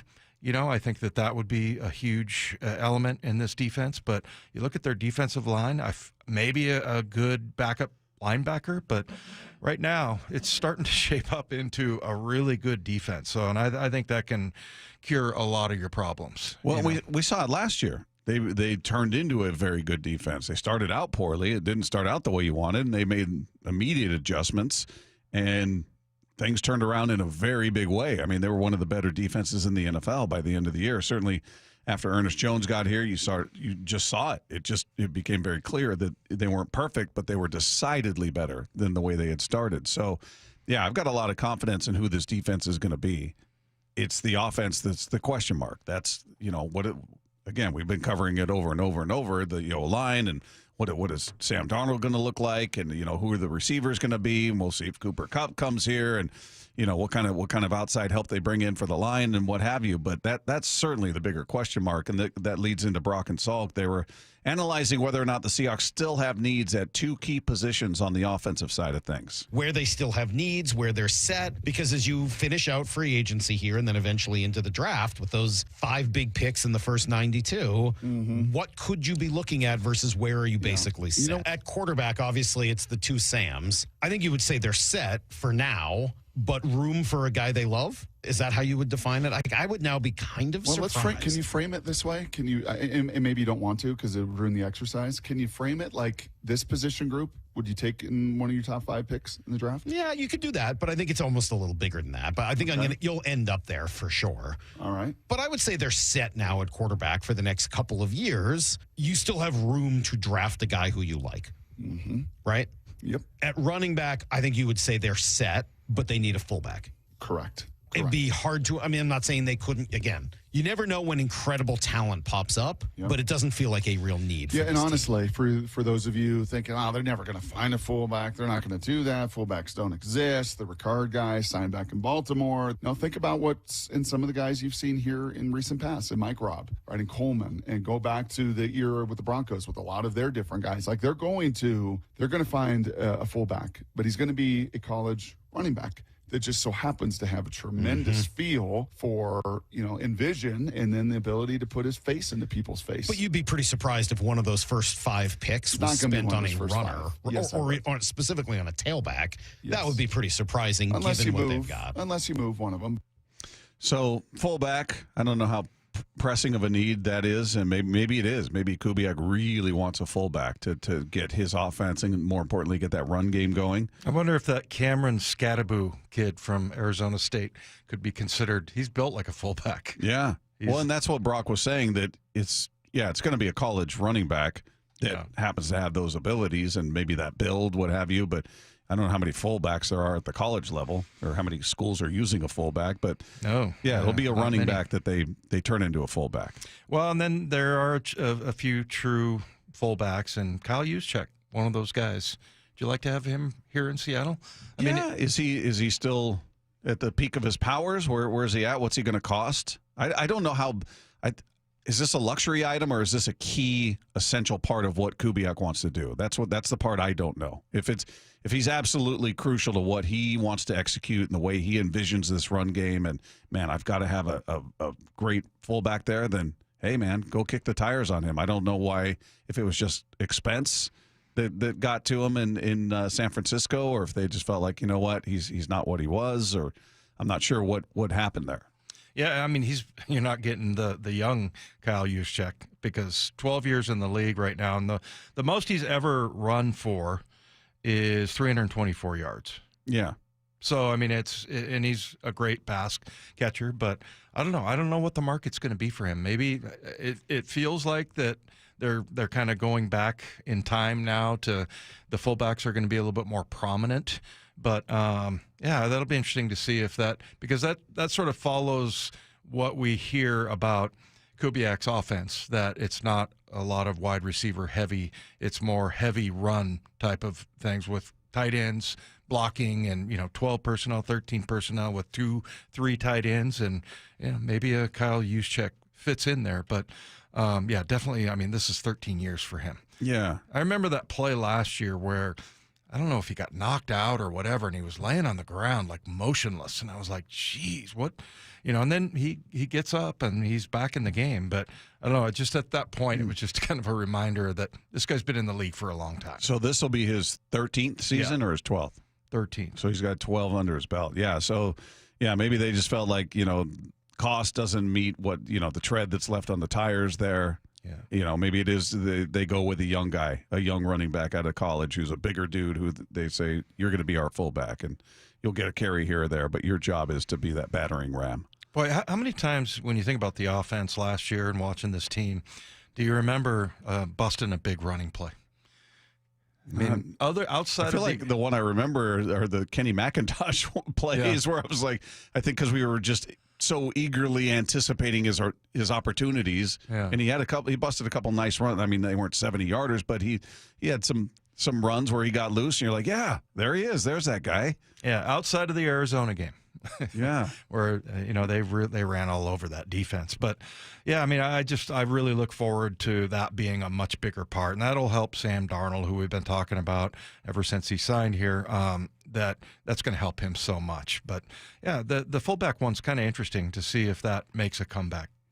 All right, this one from Bump and Stacy talking about the chances of Cooper Kupp signing with the Seattle Seahawks. Is the smoke surrounding Cooper Kupp to Seattle getting too big to ignore? 4 different NFL insiders have made a point to connect Cooper to the Seahawks in the last 24 hours. Bump, does the fit make sense? Yeah, it does. Cooper Kupp is the girl who deleted pictures of her boyfriend on Instagram. Everybody's shooting their shot right now, and they should shoot their shot at Cooper Kupp, especially if you already have an established number 1 receiver. He's no longer a number 1 receiver. We saw that last year with Puka Nacua. The knock you're going to see or hear about Cooper Kupp is that he cannot stay healthy, and that's real. I think he's only played a full season like once or twice throughout his career. Therefore, you shouldn't rely on him to be a number 1 receiver. But can he assist? Can he be, like I said yesterday, the bridge wide receiver? I think we need to start talking about bridge wide receivers, the guy that connects a young guy to a number 1 receiver, or a Marquez to a number one receiver. He can be exactly that. He still runs good routes. He's never been a burner, so his game kind of ages like fine wine, the same way I described Devontae Adams. He can catch the football. He is smart. He is savvy. He's great in the red zone. He's still got some quicks to his game. 31 years of age. You got to knock on wood if you do sign him. Hope that he stays healthy. But he is a good number 2, number 3 receiver, the bridge receiver that the Seahawks could use. So he's like a girl that deleted all of her pictures of her boyfriend from her Instagram, and everybody's shooting their shot. I was like, wow, I'm glad you said that again, because I was like, wait, what? Yeah. What happened? So everybody said, oh, they're not together anymore. Let me go ahead and slide into her DMs. I just needed to slow. I'm not familiar with any of that. Okay, so but I get it. I get the gist of it. Yeah, so there's a lot of interest in Cooper Kupp, is what he's saying. He's not with his old team anymore. So funny. And we had that cut from Adam Schefter where he said there were no fewer than 12 teams who were interested. Now, whether they were just, exploratory calls, hey, what are you looking at, talking to his reps? What's he expecting? What kind of payday, blah, blah, blah. And then maybe that's where it ended for some teams. Well, I mean, also, we talk about Schneider and how I think you used the word picky or particular about medical, health, medical problems, and that would go against what they have always done here. And unless the price just fits, where they're saying, look, we go in with the idea he's not going to play 17, but at this price, he's worth it. Yeah. What he brings to the locker room, what he brings to the field when he's on the field, we can justify this salary. Now, maybe it won't be enough for Kupp. Maybe he's got different expectations, but I could see him doing something like that, understanding, he's not a 17-game-a-season guy, but he can help us get to the promised land. Yeah. So I think everybody. Well, what was it? Who was it? Diane Rossini. Diana Rossini's, who basically said it was down to the Cowboys and the Seahawks, is what she implied. I wonder how much of that is people. Well, I mean, obviously you trade away DK and you cut Tyler Lockett. I guess that, but also just the fact that he's a Washington kid. Yeah, I think that's the immediate connection that everybody draws, right? Yeah. He's from there. He went to school there. It makes perfect sense. He's free. He can go back home, and I think obviously a lot of people would love to have him. I would love to have him as well, but again, at the right price, and you go in as a fan knowing, okay, there are going to be games where he's a scratch, where he's injured. It's just unfortunately been his nature or been his career. So, but I think he's a guy who can certainly, if you draft a young receiver, I think having Cooper Kupp, somebody of that experience there in the room with him, same with Marquez in there, to sort of be the big brothers, be the tutors, if you will. I think that's huge if they spend some draft capital on receivers. Yeah, I'm just looking at some of his catch ratio things as far as like by down. First down, 72%. Second down, 78%. I mean, it's pretty phenomenal. These are in different games, but he's just as reliable as can be. And that really is, I think, the biggest thing that stood out with Tyler Lockett was, like I said, of the 3 highlights I had of him that I really remember, one of them is him dropping a pass. And he was wide open, and he just dropped it. And the only reason not to beat up Tyler was just that never happened. That never happened with Tyler. So, that was having that kind of just reliable receiver that, again, not a burner. Like you said, maybe get 12 games out of him, 13 games out of him. It might be worth it depending on how much money he wants. All right, coming up, we got plenty to catch up on with our Mariners insider, Shannon Dreher. She's going to check in with us next. It's Wyman and Bob. This is Seattle Sports on 710. For down territory, going inside the game with former Cougs and Seahawks wide receiver Michael Bumpus. What's the film study shown you on Marquez Valdez-Scantling? I like it. He's a player that runs his routes with effort. There are some guys who just look really smooth when they do their thing. Mm-hmm. He's an effort type of guy. I think he understands how to attack leverage. He's a willing blocker, and that's something you have to do in this Kubiak offense. And even in that Kubiak offense, the effort is always there. For down territory, every day at 11:15 and 1:15 on Bump and Stacy. Meanwhile, at Xfinity. So, influencer life going well? Oh, yeah. I'm up to 32 followers. Oh, that's something. Yeah, posting my tap dancing videos is easier than ever because we engineered Xfinity Internet with 99.99% network reliability. Plus, Xfinity Mobile with Wi-Fi Power Boost gives you ultra-fast Wi-Fi at home and on the go. But wait, tap dancing? You don't tap dance. Hey, what I lack in skill, I make up with passion. Do more of what you love and love how fast you do it with Xfinity Internet and mobile. And now through April 21st, get 300 megabit Xfinity Internet and one unlimited mobile line together for $25 a month for 1 year and save $1,000 in your first year over Verizon and AT&T. Learn more at Xfinity.com. Requires paperless billing and autopay with stored bank account. Restrictions apply. Equipment, taxes, and fees extra. After promo, regular rate supply. Savings compared to Verizon 5G Internet plus one unlimited welcome line and AT&T Internet 300 plus one unlimited starter SL line. Xfinity Internet required. Actual speeds vary. Reduced speeds after 30 gigabits of usage per line. Data thresholds and actual savings vary. We've all been there. Sleepless nights, wondering if your business's security service is really protecting what matters. At Bay Alarm, we can put your security insecurities to bed. Our advanced technology and personalized support ensure you can rest easy knowing we're here for you. BayAlarm.com. Down, set, Pizza Hut, Hut! Make the play of the game with Pizza Hut. Buy any large Pizza Hut pizza and get another one free. Use code HUT at checkout. That's code HUT for a buy one, get one free exclusive offer to 710 Seattle Sports listeners. No one out pizzas the Hut. Confidence is knowing you're ready to handle whatever comes your way. That's what it feels like to take on your workday with Cintas. They make sure your AEDs are up to date, your fire extinguishers are tested and inspected, your floor mats are cleaned and delivered, and your workwear looks good, feels good, and is freshly laundered with the Cintas Apparel Plus program. So are you ready to take on today? Visit Cintas.com. Oh, I'm ready! And get ready for the workday. Welcome to Staples. I hear Staples prints it all for any business. You bet, and we'll beat any print quote. So if I had a pizza place... Staples can print signs, menus, pizza boxes. A landscaping business? Oh, we can print yard signs, T-shirts, brochures. How about a pizza/landscaping business? I'll call it Dough and Mo. I like it. Right now at Staples, get up to $250 off your print purchase. Ends 4/5, exclusions apply. Visit staples.com/print for offer details. Price match guarantee valid in store and staples.com/print. Visit staples.com/price match for details. If you're 55 and up, T-Mobile has plans built just for you. 2 lines of unlimited for just $30 a line. That's a 45% savings compared to Verizon and AT&T. But don't just take our word for it. It's not just the savings that are great with our T-Mobile brand. There's all this value from all these other things that T-Mobile offers. T-Mobile has been such a savings for us. We love it. Switch today and get 2 free 5G phones like the Motorola Edge with Turbo Power charging that gives you power for the day in just 15 minutes. And customers 55 and up can get 2 lines of talk, text, and data for only $30 a line. Go to T-Mobile.com/choice55 to learn more.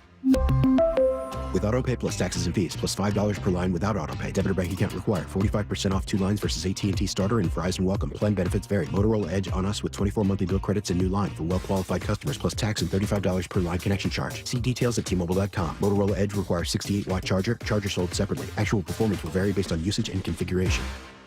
4 down territory, going inside the game with Michael Bumpus. I like this. More quarterbacks should start doing this. Every day at 11:15 and 1:15 on Bump and Stacy.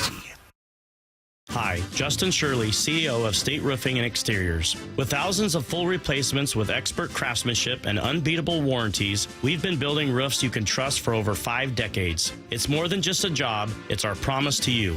Protect your investment with a free Golden Pledge warranty on all GAF roof replacements over $15,000.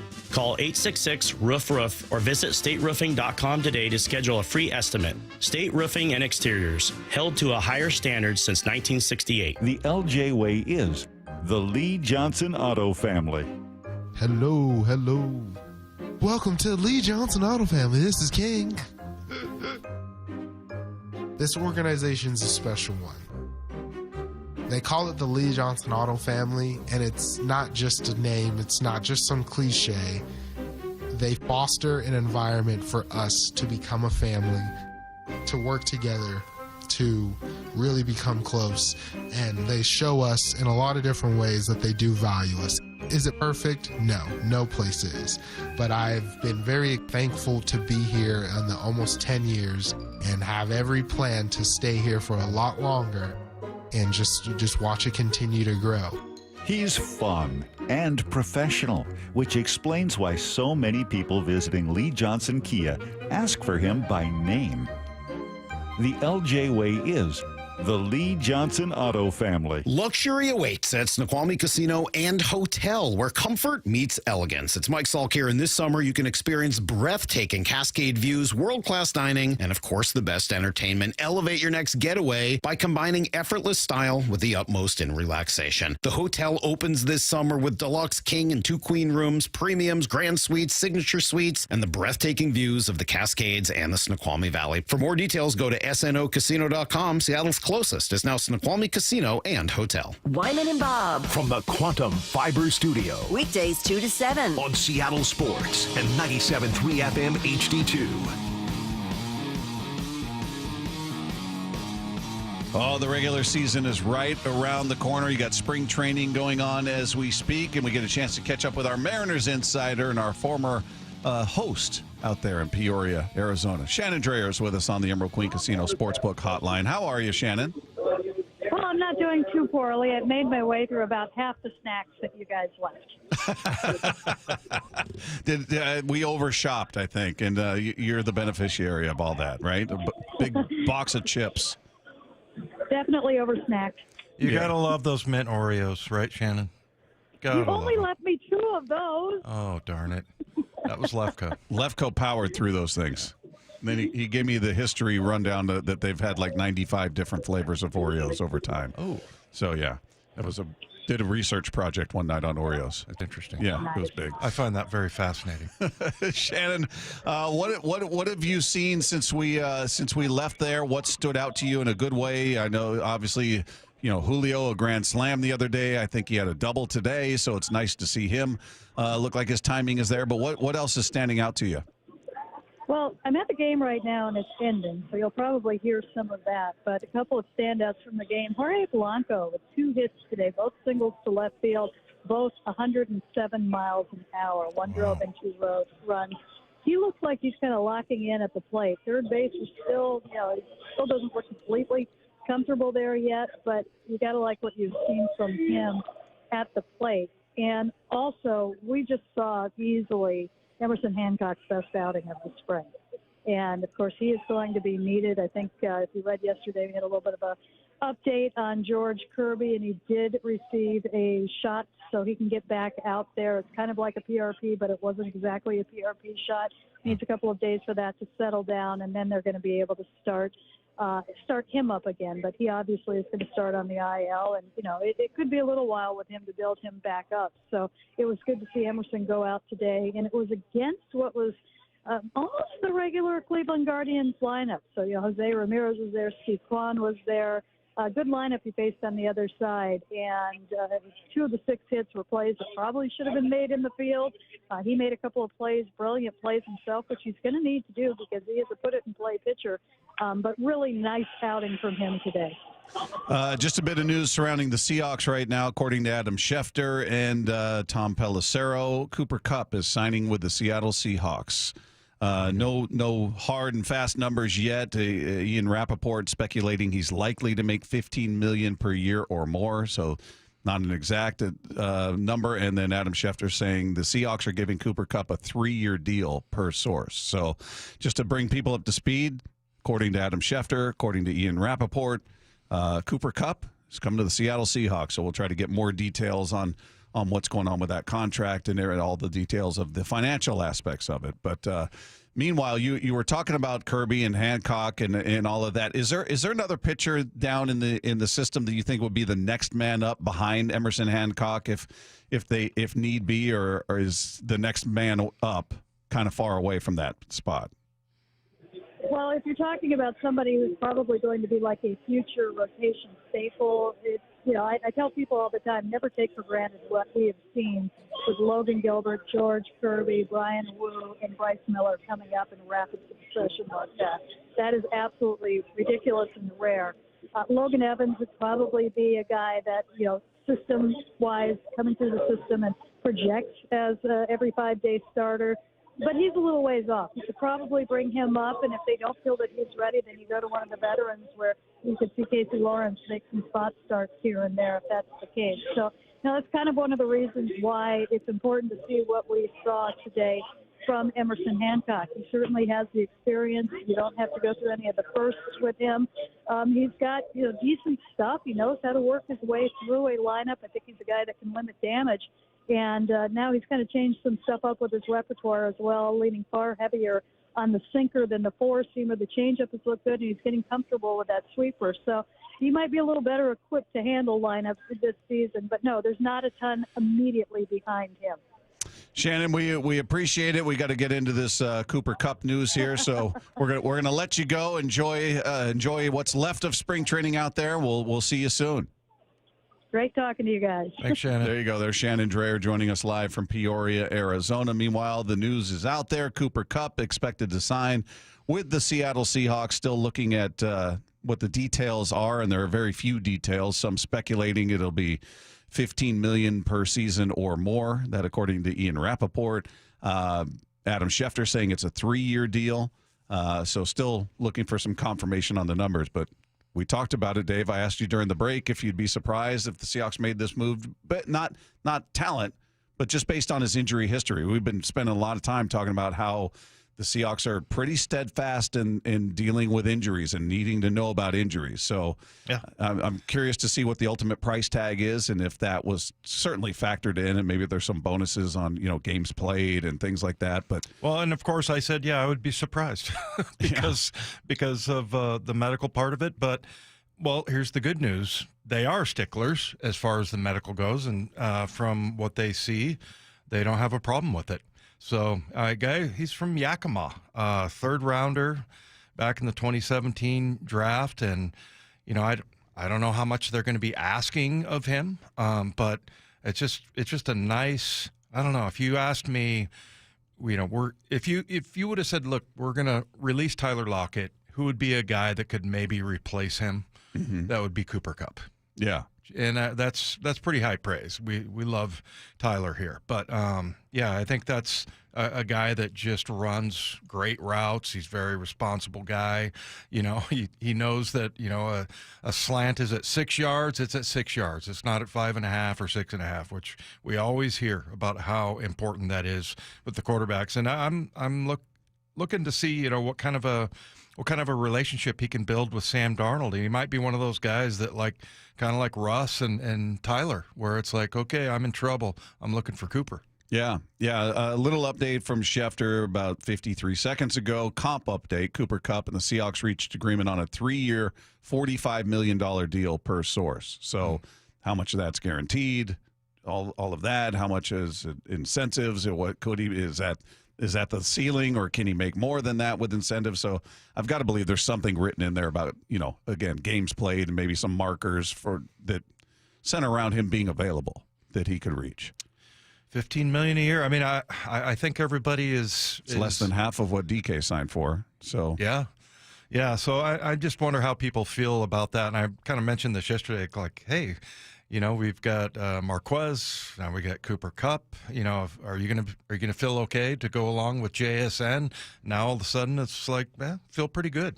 And I don't know if it's going to take a little bit longer and a little bit more to get comfortable with the offensive line. But as far as the receivers right now you don't have to really worry about whether or not Jake Bobo steps up or Derek Young or whoever. You've got 3 guys that are highly proven. Yeah, it's well, I think these moves speak to how they viewed Derek and Bobo and those, right? If they thought they had their answers in-house, like we've talked about with the O-line, they don't make these moves. So, again, this isn't a 1-year flag. The MVS one, you're going, okay, it's 1 year, it's up to $5.5 million, so that doesn't represent a ton of expectation. This, again, we'll wait and see what's guaranteed, but this says, all right, we've got an expectation here, $45 million over 3 years. It's not top of the market receiver money, but it's more than, hey, here's a veteran who can fill a gap for a year, right? And this isn't just by the way, another signing that says, yeah, this is not a rebuild. They're not rebuilding. They're not taking a step back. This is with full intention of competing this year and being in the thick of it when you're committing this kind of money to him and the money they committed to Lawrence on the other side of the ball. Yeah, and I think also it's kind of interesting just the timing and because you just got Sam Darnold in town and you kind of showing him that, hey, we're gonna take care of you. We're gonna get you some good receivers here. We just had a couple really good ones go out the door, but now you're gonna have some targets that are significant and guys that have, they're proven. So yeah, that's to me. I'm like, okay, I'm good at receiver now.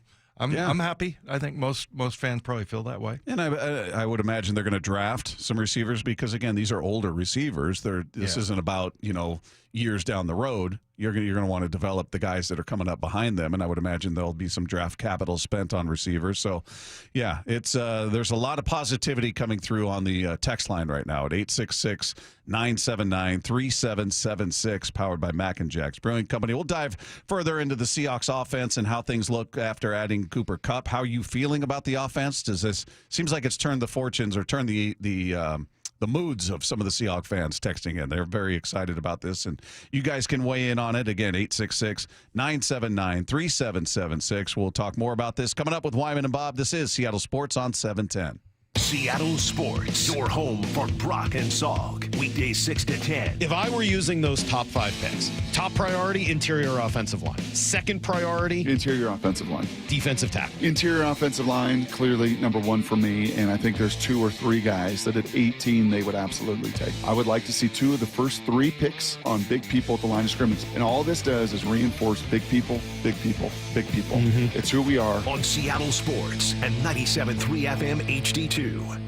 The madness tips off next week, and with it comes your chance to win the Seattle Sports Bracket Bucks, presented by Muckleshoot Casino Resort. Head to seattlesports.com/win to pre-register. Receive your bracket and compete for your shot at great prizes. The grand prize winner from the 64-team bracket will win $1,000 in Visa gift cards. But if your bracket is busted in the first round, we have other ways for you to play too. Register and find complete rules at seattlesports.com/win. Just Cause Legal knows the value of standing up for what's right. If you've been involved in a car crash, Just Cause Legal is here to fight for you with an aggressive team dedicated to securing the compensation you deserve. Just Cause Legal makes the process as painless as possible. Don't wait. Time is critical. Get the help needed today. Visit justcauselegal.com or call 253-859-8899 and meet your legal lifesavers. Just Cause Legal. Fighting for you. Something amazing is happening. Technology is working harder, faster, and more reliably. It's delivering results that work. But who makes technology work? CDW. We're a full-service technology solutions provider, advising our clients and designing customized solutions so they can reach their goals and do amazing things. CDW. Make amazing happen. Find out more at cdw.com. Hey, fellow Gen Xers, it's Elizabeth Banks. Big news! The recommended age for pneumococcal pneumonia vaccination has been lowered to 50 and older, even if you're healthy. It's up to us to lead the charge. After all, we gave the world the internet. We're trailblazers. Let's lead the way again because we are at over 6 times greater risk for pneumococcal pneumonia. Gen X, this is our shot. Head to vaxassist.com and schedule today. That's vaxassist.com. Sponsored by Pfizer. Hey, Green Gobbler here. So you've got a clogged drain in your bathroom. Water in the sink's overstaying its welcome. You're spitting today's toothpaste on top of yesterday's toothpaste. You hope that it'd go away. Yeah, clogs don't just go away. I make them go away. I'm Green Gobbler, the only clog dissolver you need. I'm bleach-free, safe for your pipes, and I work. Guaranteed or your money back. Because I never met a clog that was gonna unclog itself. Green Gobbler. Let the gobbler get it. Workdays can be unpredictable, but your workwear shouldn't be. With the Cintas Apparel Plus program, you'll have freshly laundered garments for everyone on your team delivered every week. Cintas has workwear for just about any job imaginable, with high-performance fabrics and an uncompromising fit that stretches and moves with you. Don't leave looking and feeling good to chance. Visit Cintas.com. Oh, I'm ready! And get ready for the workday. Bonneville International radio station contests are open to participants 18 years of age or older that are residents of Washington State unless otherwise specified. Employees or agents of the station, Bonneville International Corporation, other area radio stations, or any entity associated with the contests are not eligible to win unless the station otherwise specifies at its own discretion. Persons who have won in the last 60 days from a station contest or event may not be eligible. Full general contest rules are available on seattlesports.com or in person at the station during regular business hours. The John Schneider Show. Every Thursday until draft day on Wyman and Bob. Listen live Thursdays at 4 p.m. or watch the interviews on the Seattle Sports YouTube page. Hi, this is Nancy Penrose, owner of Big Trees in Snohomish. Spring has sprung. Need color to brighten up your yard or privacy trees to keep your neighbors guessing? Now is the time to buy. With hundreds of trees arriving in the nursery daily, Big Trees has the perfect tree for you. Check out our updated inventory list online at bigtreesupply.com or come visit the nursery today.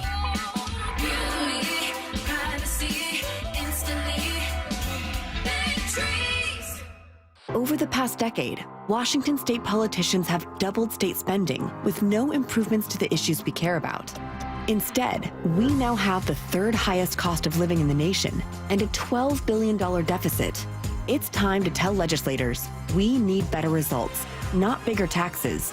Act now at affordablewashington.org. Paid for by people for an affordable Washington and Olympia, Washington. Top 5 donors are Washington Alliance for Competitive Economy, Microsoft, Madrona, T-Mobile, and Alaska Air. Get in the zone, AutoZone. Welcome to AutoZone. What are you working on today? This week only, all Pro Elite wash items and accessories are buy one, get one half off. That's car wash, tire cleaner, leather cleaner. All buy one, get one half off. Sponges and towels, we've got dual weave, waffle weave, whatever weave you want. Accessories too. Pro Elite floor mats, car covers, and more. Any Pro Elite item. Buy one, get one half off. This week only at AutoZone. Get in the zone, AutoZone. Restrictions apply. Welcome to Staples. I hear Staples prints it all for any business. You bet, and we'll beat any print quote. So if I had a pizza place... Staples can print signs, menus, pizza boxes. A landscaping business? Oh, we can print yard signs, T-shirts, brochures. How about a pizza/landscaping business? I'll call it Dough and Mo. I like it. Right now at Staples, get up to $250 off your print purchase. Ends 4/5, exclusions apply. Visit staples.com/print for offer details. Price match guarantee valid in store and staples.com/print. Visit staples.com/price match for details. Wyman and Bob. From the Quantum Fiber Studio. Weekdays 2 to 7. On Seattle Sports and 97.3 FM HD2.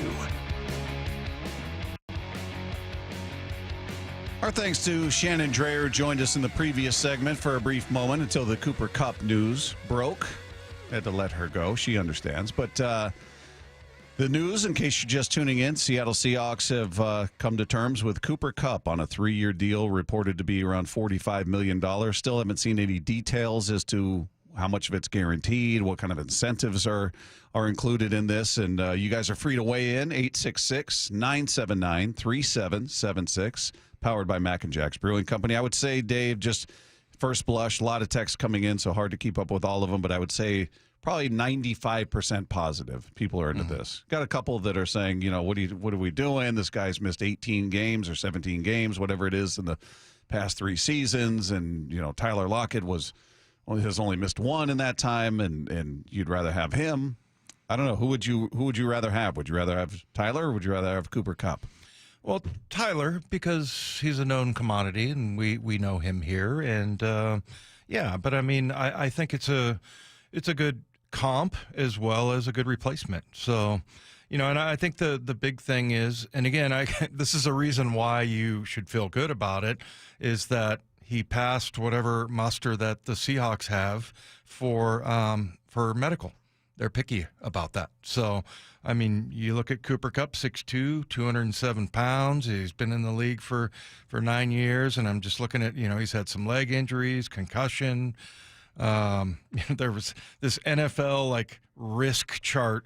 Chance of injury in 2025, 54%. And it says percent chance misses at least 2 quarters. So, yeah, I mean, I would say that it's, as far as a chance of getting hurt in the NFL, it's like 100%. Yeah. Okay? We'll go with that. It's a guarantee. Yeah. So, anyway, yeah, it's kind of weird how every little aspect of the game is broken down, and you can find it somewhere on the internet. But yeah, I mean, I think to me he's a good comp for Tyler Lockett. But what about you? Would you take Tyler? Yeah. Yeah. I mean, if you're I think just, most fans would. Yeah, I mean, Tyler's a known commodity. He's a guy who's certainly more durable. If you want to compare career stats, Cooper Kupp's had 2 seasons over 1,000 yards. Obviously, one was huge in 21. It was almost 2,000 yards. Yeah. But he's had 2,000-yard plus seasons, and the rest are under that. Lockett had 4 in a row and missed it by about 35 yards, making it 5 in a row in 2018. So he's been more productive. He's got more receiving yards in his career. He's played longer too. But yeah, I mean, if I'm just looking at it from what fits best, I'd go with Tyler, certainly. But I don't know, what his market is. What is he going to sign for ultimately? Is he going to be in that DeAndre Hopkins area where it's 1 year, $6 million? Maybe it's, MVS signed a 1 year, $5.5 million, or could be up to $5.5 million. So yeah, curious where Lockett's going to fit in there financially speaking, because I don't think he's certainly not at the peak of his powers anymore, but he's a guy who can be productive. They didn't target him a ton. He just didn't, I don't know if that's because he wasn't getting open or if you talked about the focus they had on JSN. I felt like Tyler and DK both kind of suffered under that a bit at times under Grubb. So, how much of it is he's not the receiver he was versus he just wasn't a featured part of the game plan. Yeah. Well, and this is another chance, and I don't know what Darnold's history is with, I don't know if he's worked out with Cooper Kupp before, but for people that are concerned about the injury history, I think it's only 2019 and 2020 where he had a complete season because last year it was an ankle and it was a high ankle, which somewhat concerning. Thigh hamstring strain, thigh and hamstring, and then an ankle in 2022, ankle again later that year. So yeah, he had an ACL tear in 2018, and then the MCL sprain in 2018. That was a rough year for him. So yeah, I mean he's got a concussion at one point, but yeah, I mean I'm sure he passed whatever tests that they want. I think that the Seahawks, from what I can glean from what happens around the league, that they're one of the pickier teams as far as the injuries go. Yeah, and I'm curious, and again, you guys can text in, just getting a lot of Cooper Kupp love here. Yeah. If Cooper Kupp were from Florida and went to school in Florida, but his career is exactly the same, games missed, yards, touchdown, everything is identical. He just didn't grow up here. He had no connection to Washington State whatsoever, grew up on the other side of the country, went to school there. Would you be as excited? Of course not. Because I feel like there's a lot of just automatic, he's from here, so he's going to be awesome.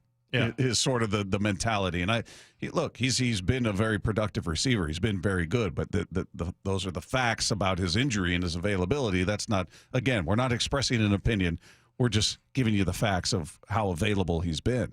That's a legitimate concern. It's a legitimate thing to look at and say, all right, how much can we count on him being there? I don't have any doubts he'll be productive when he's on the field. I just want to, have a sense of him being, how much can you rely on him to be out there each week? Yeah. 425 says, I do not give one bleep about where he's from. Yeah, I think most fans probably go that route. Yeah. But it's cool, right? It's a cool story. He's familiar with that, and we'll hopefully hear all the stories about him growing up with who was the player for the Mariners last year that grew up in Portland, and he had all the paraphernalia, Cooper all Hummel the stuff. Thank you, Hummel. So I mean, everybody's going to want to hear that story and how much it means to him and everything. So yeah, it's cool. Plus, it's in conference.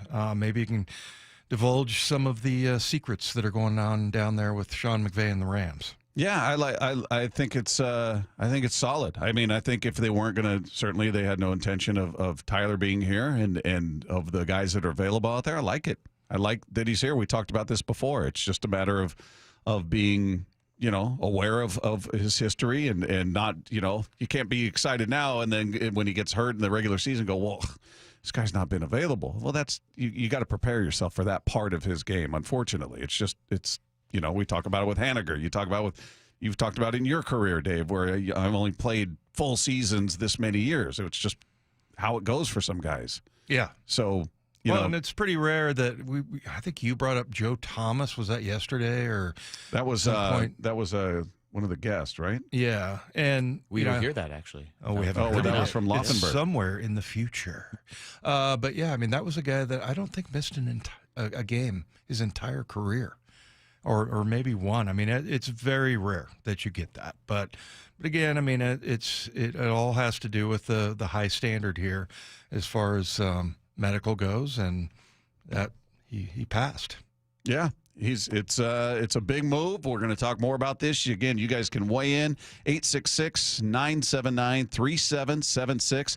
Powered by Mac and Jack's Brewing Company. You like the deal? You're happy? You're excited? You're not excited? Give us your thoughts on Cooper Kupp becoming a Seattle Seahawk. We'll talk about that. Also, we're going to get some insight from somebody who's right there front and center in Dallas. Babe Laufenberg, who's part of the Dallas Cowboys radio network, will join us, give us some insight on the little battle that's going on between DeMarcus Lawrence and Micah Parsons on social media. We'll get into all of that coming your way next with Wyman and Bob. This is Seattle Sports on 710. When you're running the hurry up and don't have time for your favorite Seattle sports shows, listen to the podcast on demand. How about that? Unbelievable. Who would have thought? Every hour, every interview, every look behind the scenes. He is your new Seahawks head coach, Mike Macdonald. We want to play a certain way, and you're just going to chisel away at it every day. Find us on SeattleSports.com, the Seattle Sports app, or wherever you get podcasts. All signs continue to point to it being the right hire. Never miss a minute of Seattle sports, the home of the Seahawks. We at 3 Tree Roofing understand that your home is your castle. That's why our certified technicians use state-of-the-art installation methods to deliver the highest warranties available. Check out our hundreds of online reviews and schedule a free estimate to see for yourself. 3 Tree Roofing, your Puget Sound roofing experts. I'm Chris Davis, former King County prosecutor and founder of the Davis Law Group in Seattle. If you've been injured in a crash caused by impaired or drunk drivers, there are special considerations that need to be taken to protect your legal rights. Davis Law Group's team of investigators and lawyers know how to properly investigate DUI crashes and identify all parties who might be legally responsible for your injuries and damages. Call Davis Law Group at 206-888-8888 or get my free book at WashingtonAccidentBooks.com. Can you take the power of your home internet almost anywhere? Well, with Xfinity, you can. Do more of what you love in the places you go the most with internet and mobile together. Xfinity built a network that's 99.99% reliable. Plus, Xfinity Mobile has Wi-Fi Power Boost, giving you ultra-fast Wi-Fi at home and on the go. Get the same reliable network in the places you need the most. The coffee shop, the grocery store, or the game. All to power more of what you love, whether you're a gamer, streaming, or work from home. Whatever you're into, you'll love how fast you can do it with Xfinity Internet and Mobile. And now through April 21st, get 300 megabit Xfinity Internet and one unlimited mobile line together for $25 a month for 1 year with no annual contract. And save $1,000 in your first year over Verizon and AT&T. Plus, ask how to get a free premium 5G phone. Visit Xfinity.com, call 1-800-XFINITY, or visit a store today. Requires paperless billing and auto-pay with store bank account. Restrictions apply. Equipment, taxes, and fees extra after promo. Regular rates apply. Actual speeds vary. Savings compared to Verizon 5G, Internet plus one unlimited welcome line, and AT&T Internet 300 plus one unlimited starter SL line. Xfinity Internet required. Reduced speeds after 30 gigabits of usage per line. Data thresholds and actual savings vary. Hello, Seattle. It's your friendly neighbor, the T-Mobile Park roof. From up here, I can see it all. Folks pouring in from the street, the sun setting over the sound, the roar of the crowd as Luis Castillo pumps his fist, and the joy of the J-Rod squad as Julio snares a deep fly ball at the wall. He reaches up with a leap and he makes the catch! And all the faces smiling with every perfectly grilled hot dog and swirl of soft serve. When the final out's made, I'll be right up here, lighting the W and soaking it all in. Mariners baseball. Try it inside. The Mariners are kicking off the season with a stacked slate of promotions, including a Julio Bat Flip Bobble March 31st to April 2nd, and a Cal Platinum Glove Bobble April 7th to April 9th. All 6 dates are Mariners value games, which means you can score seats starting at just $10. Get your tickets today at mariners.com. Down down, set, Pizza Hut, Hut! Make the play of the game with Pizza Hut. Buy any large Pizza Hut pizza and get another one free. Use code HUT at checkout. That's code HUT for a buy one, get one free exclusive offer to 710 Seattle Sports listeners. No one out pizzas the Hut. When you're hiring, have you ever felt like you're missing out on meeting truly great candidates for your roles? It seems impossible to find them, but they have to be out there somewhere, right? Well, they're not hard to find when you know where to go, and that place is ZipRecruiter. And right now, you can try ZipRecruiter for free at ZipRecruiter.com/free. ZipRecruiter helps 10 million people with their job search every day. And because these people are actively looking for jobs just like yours, it's easy to find the right person right away. In fact, 4 out of 5 employers who post on ZipRecruiter get a quality candidate within the first day. But if you're not using ZipRecruiter, you're missing out. So see what it's like when the impossible is easy. When you go to ZipRecruiter.com/free right now to try ZipRecruiter for free. Once again, that's ZipRecruiter.com/free. ZipRecruiter.com/free. Never miss out on great candidates with ZipRecruiter. William is one of millions of Americans who uses GoodRx to save on the cost of their prescriptions. My oldest daughter, Camilla, 2 days old, she had to have open heart surgery. All of a sudden, she's on 5 different medications. It adds up at the end of the month. Me and the pharmacist got so tight. She said, GoodRx save you a lot of money. Saving that extra $200-300 a month. We're able to do all these extra activities, so it puts less stress on our household, and it puts less stress on our pockets. Download the free app or visit GoodRx.com and start saving today. GoodRx user compensated for their time. GoodRx is not insurance, but can be used instead of insurance. What if your business could see beyond what is and into what can be? What if you could create more impact in every decision? What if you had a partner as visionary as you are? With Bank of America, you get access to our trusted experts, real-time insights, and digital tools. So whether you run a local shop or a global enterprise, you're backed by business solutions to make every move matter. What would you like the power to do? Find out how at bankofamerica.com/banking for business. Bank of America is proud to be the official bank sponsor of FIFA World Cup 2026. This is Seattle Sports. Streaming through the Seattle Sports app. KIRO AM Seattle. KIRO FM HD2 Tacoma. Home of the Seahawks, Mariners, and everything Seattle sports. Seattle Sports Snapshot. Well, the big news out here, the Seattle Seahawks have agreed to a 3-year, $45 million deal with wide receiver Cooper Kupp, who comes home. This, according to ESPN's Adam Schefter, brings him back to his home state, helps the Seahawks fill that void that's been left with the departures of DK Metcalf and Tyler Lockett. So Cooper Kupp coming home, still waiting specific details as to what's guaranteed in the deal, but so far that is all that's out there. 3 years, $45 million. Cooper Kupp is now a Seahawk. Meanwhile, the Cincinnati Bengals are making progress in their work to extend Jamar Chase and T. Higgins. They have T. Higgins locked into a deal with the franchise tag, but looking to work on an extension. And according to sources, they have made big progress with both receivers on long-term extensions in recent days. Snapshot, brought to you by Miller Lite. When it's game time, it's Miller time. This hour is serviced by the Lee Johnson Auto family. From the Quantum Fiber Studio, this is Wyman and Bob. On Seattle Sports. Streaming live on the Seattle Sports app and at seattlesports.com. Now, here are your hosts, Dave Wyman and Bob Stelton. In case you're just tuning in, the big news, your Seattle Seahawks have signed Cooper Kupp to a 3-year, $45 million deal. This according to Adam Schefter and Ian Rappaport. It's all out there, and Cooper Kupp tweeting it out himself. So it is a done deal, and we'll wait to get the specifics of the deal, what's guaranteed, all that, incentives, what have you. You guys can text in, give your reaction to the move, 866-979-3776, powered by Mac and Jack's Brewing Company. As I said, it remains true. I'd say it's probably 95 to 98% positive reaction. Some people were like, why would we spend this much on a guy who's always hurt? We could have gotten a guard for that much, Yeah, there's always going to be those. that. Right. But that was one of the, I think after offensive line, that was the number with the departure of both Tyler and DK. You're going there. You're thinking, okay, what are we going to do at receiver? So, I feel really good about that, not only because Cooper Kupp and our guy Marquez, but also The fact that this is going to be probably a more heavy run formation type of team, which kind of brings into tight end. We haven't really talked about that much. And, I talked about how they're going to run 12 and 13, which means one running back and, 2 tight ends or 3 tight ends. Who are those guys going to be? Well, it'll be A.J. Barner and Noah Fant as we sit now. But what if you go to 13? I mean, I know they have Tyler Mabry still, who's been around since 2020. Yeah. Farrell Brown's a free agent, right? Yeah, he's signed Did he sign somewhere else? Yeah. Okay. I can't remember. Mike, do you remember where Farrell Brown?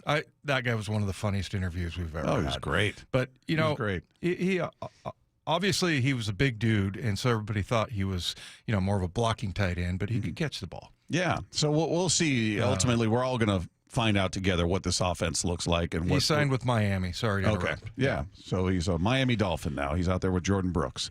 But, yeah, a lot of people saying, DJ in Long Beach, hey, guys, I think I might be more relieved that we don't have to face Cooper Kupp than excited about having him on the Hawks. Definitely welcoming him with open arms and wishing him good health. We're all wishing him good health. That's without question. And when he's healthy, he's a very good receiver. And we'll all find out together what's still left. There's a lot of people trying to go with the play on words with his name. My cup runneth over. I've seen that a couple of times. Wow. Cup is half full. I'm optimistic. Says another texter. 425. I give it a B. 360. Love it. JD in the 509. Let's go. A lot of let's go. Let's see. I'm pumped about Cup. I'm feeling greedy now. Go get the center, Bradbury, and the guard, Tevin. Yeah. So, the center from Minnesota that they are not going to re-sign. And then, obviously, Tevin is scheduled to come in here Monday. Is that the Chicago Bears? Chicago Bear guard, yeah. Guard. So, yeah, I mean, I think they're addressing it. It's just taken a while. And I think, it's kind of funny. I think having interviewed Schneider, there's a lot of, yesterday there was a lot of, he was surprised. He's like, well, calm down, everybody. This thing just started. That's what happens when you're not in touch with social media. Yeah, exactly. And and it was almost like, really? Is that really what people think? And he just calmly sitting there trying to, go through all the process, which again, probably number one, okay, what's the medical? Because then, we can actually go forward and look, but they have certain standards. So, and that's good to know. Yeah. Yeah, 253 is on the other side of it. This sucks. Why not get Lockett back at this price? I don't know. They obviously feel like this is a better acquisition. That he brings more to the roster than Lockett at this point. Maybe they feel like Tyler's further down the road in his career than we feel like he is. So maybe they're looking at Cooper Kupp saying, hey, yeah, he's got an injury history, but when he's healthy, we feel like we can do more. Or he's going to be more productive because, I think it's a fair question. Yeah, a lot of positivity. A lot of people. He's coming home. At least Kupp will run through a tackle. Let's go. Oh boy, here we go. Yeah. Now, I mean, look, I appreciate that he will run through a tackle, but that's a shot at Tyler Lockett, which is ridiculous. I'm sorry, you don't want Tyler Lockett running through a tackle. You just don't. I mean, get down on the ground. Don't run out of bounds. Whatever. You're not going to plow over a safety if you're Tyler Lockett. So anyway, but look, if you prefer that style of receiver, Cooper Kupp much more suited for that than Tyler was. Well, if that's what you love, you should have loved DK Metcalf. Yeah. You should have loved him. Yeah, he attacked people. 206, Schneider is in the process of winning his long overdue Executive of the Year award. How about that? Some Schneider love there. We haven't seen that in a while. Yeah. No kidding. I like it, says the 206. We need a boy from Eastern Washington. Shotguns are firing in the skies of Spokane. Spokane? Where's that? What little city? What little podunk city is that? Jeez. That's what they were saying behind the scenes. We've got to get an Eastern Washington kid. Mm-hmm. What are we doing? Let's go get one. That's we'll see what happens with it. I'm excited that they went out and made this move. As far as why him, why not Tyler? I don't know. I'm sure they behind the scenes have some very solid reasons as to why that's not the case.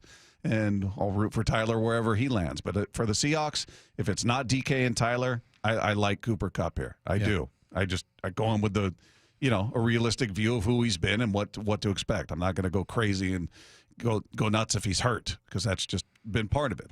Those are facts, and if that's too negative for a couple of the people out there, I hope you'll be okay.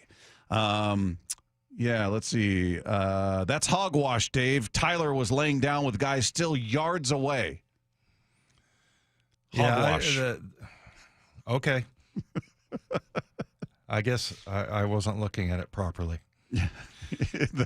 If you need some of these guys to educate you on how to watch film, Dave, or watch football, I can write down the phone numbers for you, and you guys could talk.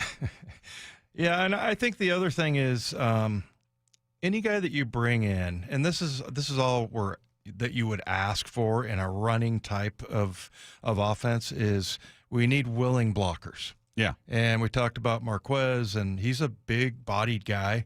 And then I think Cooper Kupp, I mean, he's definitely a step up from Tyler. Tyler's not, and I'm not saying that he wasn't willing. It's just that he wasn't very effective because he's not very big. But Cooper Kupp is a guy that's, 6'2", 6'2", he's listed at 6'2", 207. Yeah, is what he's listed over 200 pounds, and he's a willing blocker. So that's going to be a big part of it.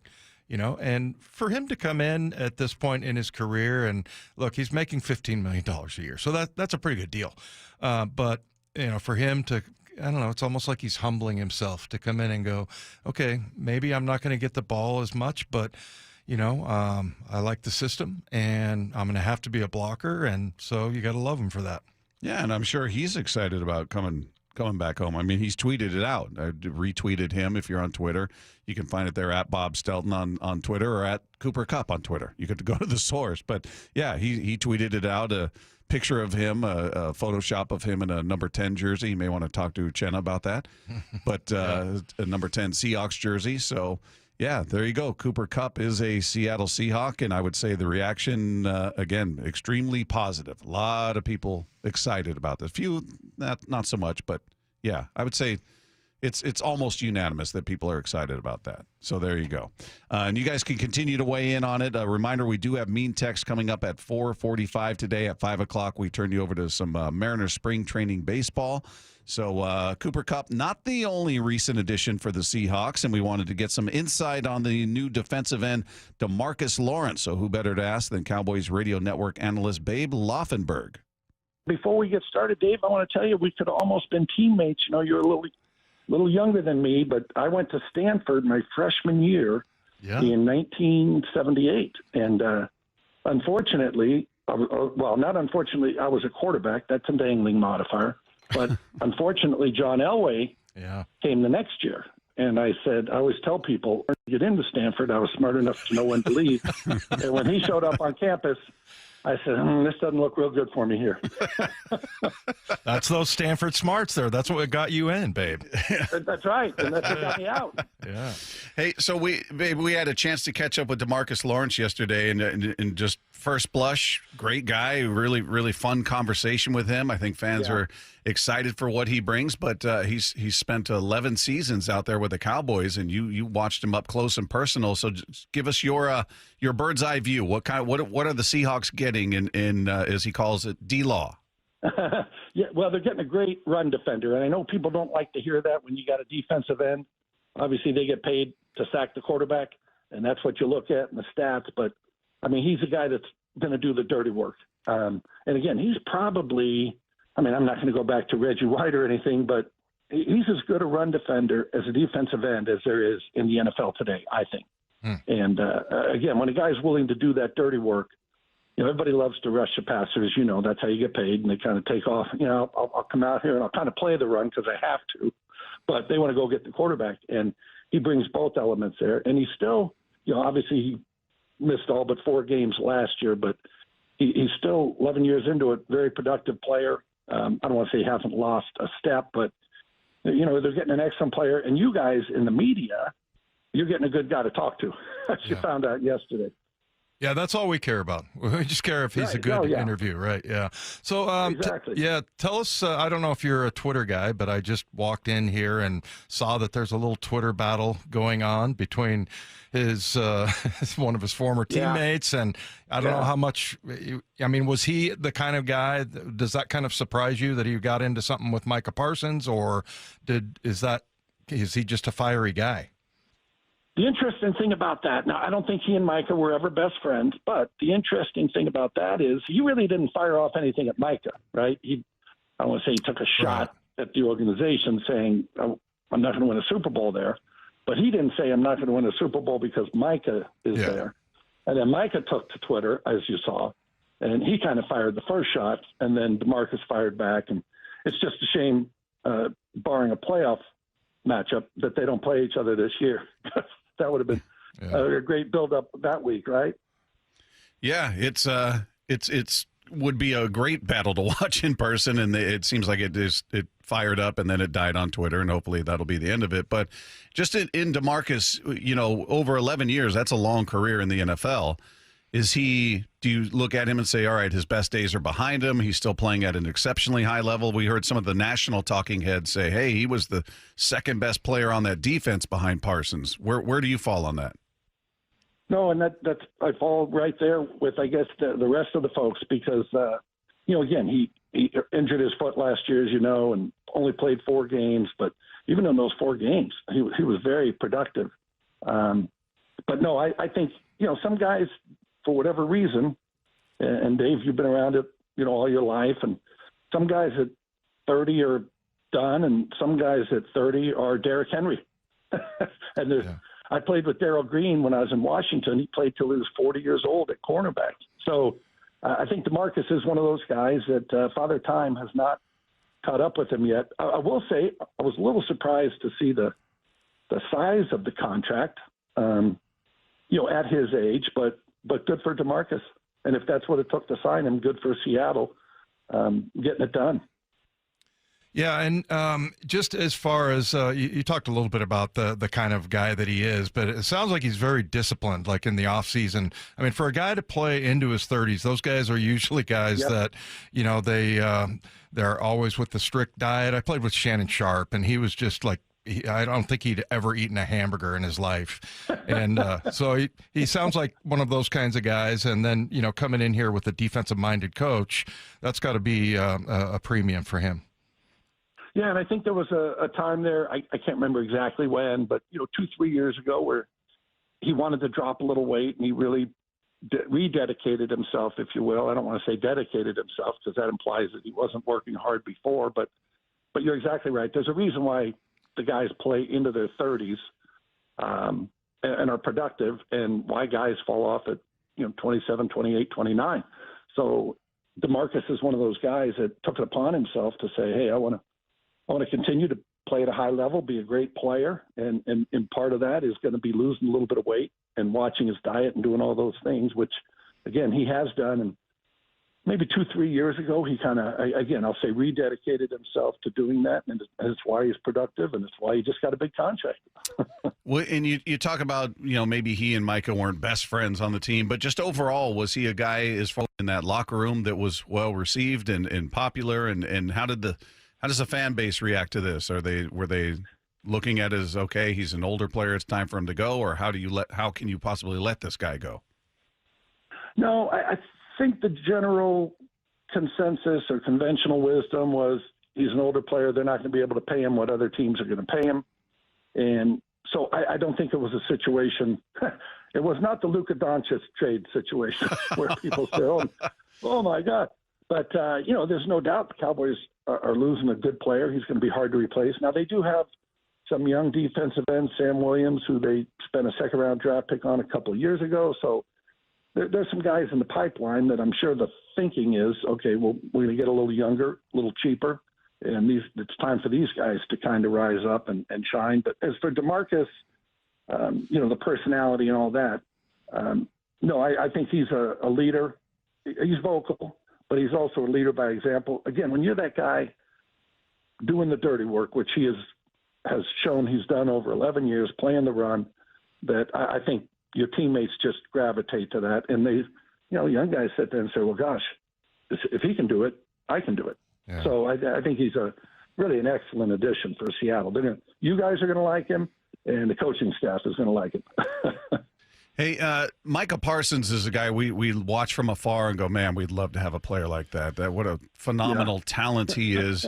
Is there any fear that he's going to get tired of how things go out there and go elsewhere? I know he's in line for a new deal, and it's probably going to be very, very paying Dak Prescott a lot of money and CeeDee Lamb a lot of money. So is there any fear that things go the wrong way with Micah? I can't see that happening. I think they want to sign him. I think he wants to be a Dallas Cowboy, and I think they're going to pay him according to the player that he is, which is a top 5 pass rusher.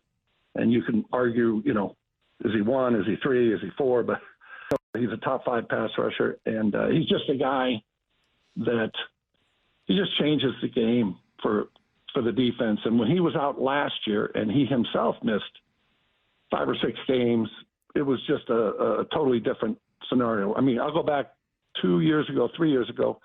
Trayvon Diggs had 11 interceptions, and the pass rush, Trayvon Diggs sat on every route. So if you're running an out, he was on his heels, ready to break on it. And that was because of the pass rush. And when they didn't have that pass rush, meaning they didn't have Micah last year, just really changed the defense. And it's hard to say, well, how can one guy change it? But he really did. And number one, first thing, he's going to get double teamed. You know that. And he's going to beat double teams half the time. But obviously, if they're double teaming him, you got a lot of other one-on-one matchups. So it's more than just the sacks he creates. It's the sacks he creates for the other guys. Hey, Babe, having played quarterback in the NFL, it's kind of a fascinating story. I think a guy we talked about more than, we're busy talking about the Seahawks, but Sam Darnold, what an amazing story that is, and now he ends up here in Seattle. I'm just curious if your thoughts on what you saw from him as a guy who had 6 years of sort of futility and then all of a sudden just breaks out, and then he has a couple of games at the end of the year where it's not good. What did you make of him and his signing here in Seattle? Well, to answer your last question first, I think it's a great signing for Seattle. Now, I will go on record. I was a big fan of Sam Darnold coming out of USC. I really thought the guy was going to be a really good player. So I think when we think of a guy coming out of the draft, when you like him, you tend to, I don't want to say make excuses, but there are reasons why, well, he went to the Jets and this. And when you don't like a guy coming out of the draft and he doesn't do well, you say, I never liked that guy. Right, so I was a guy that liked Sam coming out of college. And we all like our opinions to be validated, right, in one way or the other. So, and as you know, the Jets, it's just a place where quarterbacks die. And Aaron Rodgers is the latest. Yeah. And I understand the last 2 games, the Detroit game and the final game of the season and the Rams game in the playoffs. He did not play well. But the sample size was such that, the guy won 14 games during the regular season. I mean, you're doing something right. And he played very well. He was a big part of why the Minnesota Vikings won, I believe 14 games, right? So no, I'm a fan of his. I'm happy to see for him. He seems like, I don't know him personally, but he seems like a good kid. And again, sometimes we saw it with Baker Mayfield, right? Bounced around, goes from Cleveland to Carolina to the Rams, and finally gets things going in Tampa, and he becomes the quarterback that a lot of people thought he would be coming out. And I think that happened for Sam, going to Minnesota, being with a good offensive coach and Kevin O'Connell. No, to me, I think it's a great signing. Yeah, I think coaching and scheme is really coming into focus much more when you're talking about quarterbacks. But hey, tell us what's funny too, very quickly. Sure. I always say quarterback is the most important position on the field. We all know that, right? Yeah. But it's also the most dependent. If I don't have a good line, if I don't have a good running game, if I don't have receivers to throw to, if I don't have a good coach that's putting me in good positions, you're just so dependent. Joe Thomas, right, the Cleveland Browns left tackle. Mm-hmm. I mean, first ballot Hall of Famer. Yep. You can go play left tackle and be great and have 10 crappy guys around you. You can't do that. You can't do that at quarterback. Right. Hey, is there a coach, last one from me, babe, a coach or a team or an owner that's strong enough to have Aaron Rodgers as their quarterback? Or do you think he's done? Well, I'll go back to Bobby Knight, who used to say, are you worth your problems? So Aaron Rodgers at 30, yeah, he was worth whatever problems he was bringing to the table. Aaron Rodgers at 41, maybe not. But again, it only takes one person, right, to say, one team to say, we can work with that, or a head coach who's strong enough. Like I thought, obviously Geno went with Pete in Las Vegas, but I thought a guy like Pete Carroll, he could manage that. The way Pete Carroll managed, right, the way he managed Russell Wilson up there. Russell Wilson wasn't a problem until he kind of left. The way Mike Tomlin handled, oh gosh, why am I drawing a blank? Antonio Brown. Antonio Brown. You never heard anything about that until he left. Yeah. So is Mike Tomlin strong enough to handle that? I think, yes, he is. But, yeah, again, you're not getting the 30-year-old Aaron Rodgers where you say, well, whatever negatives there are, but he's worth his problems. Yeah. I think he'll be somewhere. I don't know where. But you're taking on a different animal there, as you guys well know. Babe Laufenberg, Cowboys radio analyst, has been our guest here with Wyman and Bob, Seattle Sports on 710. Babe, thanks so much for the time and the insight. We really appreciate it and look forward to the season coming up. Okay, thank you guys. I appreciate it. Have a great day. There you go, Babe Laufenberg from the Dallas Cowboys radio network. It's always weird to introduce yourself on the phone. Hey, babe, how you doing? I said that as much as I possibly could during the interview. Hey, babe. Hey, babe. It's awkward. It's awkward. Yeah, Mike wrote it. He did. And he said it a couple times off the air. Try explaining that text to someone. Like, why are you texting someone, hey, babe? So awkward, but good stuff from Babe Laufenberg. If you guys didn't catch all that, you'll be able to find it on the podcast page at seattlesports.com. Meanwhile, it might not have been the original plan, but the Seahawks trades of Geno and DK have allowed them to have an offseason we haven't seen in quite some time. We'll talk about that next with Wyman and Bob at Seattle Sports on 710. Breaking news. Just a bit of news surrounding the Seahawks right now. According to Adam Schefter, Cooper Kupp is signing with the Seattle Seahawks. No hard and fast numbers yet. Ian Rappaport speculating he's likely to make $15 million per year or more. And then Adam Schefter saying the Seahawks are giving Cooper Kupp a 3-year deal per source. So Cooper Kupp is coming to the Seattle Seahawks. Stay with Seattle Sports for updates and analysis. Read more at seattlesports.com and on the Seattle Sports app.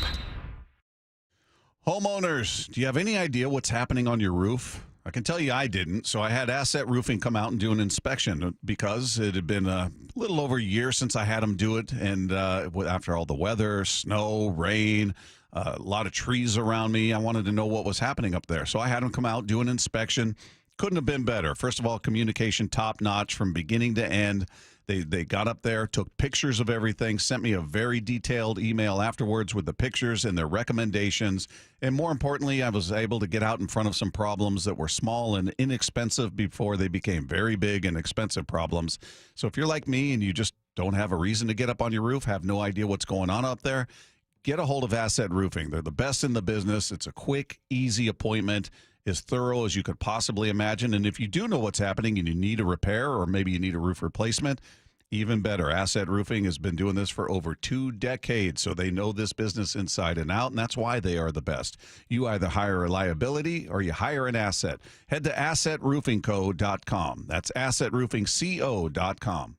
Need a break from everything? Escape to a place where anything is possible and the fun never stops. At Silver Reef Casino Resort, you'll discover world-class dining, championship caliber golf, and so much more. Come join the fun and see why we've been consistently rated one of the region's top destinations. Visit silverreefcasino.com to book your stay and discover all the exciting events and promotions we have in store for you. Silver Reef Casino Resort, located off I-5, exit 260. Find out more at silverreefcasino.com. Prescriptions require an online consultation with a healthcare provider who will determine if appropriate. Restrictions apply. See website for details and important safety information. Subscription required. Price varies based on product and subscription plan. Hey guys, millions of men experience ED, but not everyone can access or afford treatments like Viagra. At HIMSS, our own board-certified urologist, Dr. Peter Stahl, knows this better than anyone, and he knows that HIMSS can help. Hi, I'm Dr. Peter Stahl, Senior Vice President of Men's Sexual Health at HIMSS. I've helped many guys with ED, and it has never been more convenient to treat than it is right now, thanks to HIMSS. Through HIMSS.com, you can access a full range of treatment options for ED, including daily or as-needed meds through a 100% online process. If prescribed, your medication is shipped to you for free. Find the ED treatment that fits your needs. Options at up to 95% less than the brand names when you get started at hims.com/joy. To start your free online visit and find ED treatment at up to 95% less than brand name prices, go to hims.com/joy. That's hims.com/joy for your free online visit. Wesley Financial Group is not a law firm. Do you find yourself stuck in a timeshare? Get the real facts about the timeshare industry and your options for cancellation. Chuck McDowell, founder of Wesley Financial Group, has put together a free information guide that reveals the secrets the timeshare industry doesn't want you to know, including the 5 ways to get rid of your timeshare. Call now and get this timeshare cancellation guide absolutely free. Call 800-838-6161. That's 800-838-6161. 800-838-6161.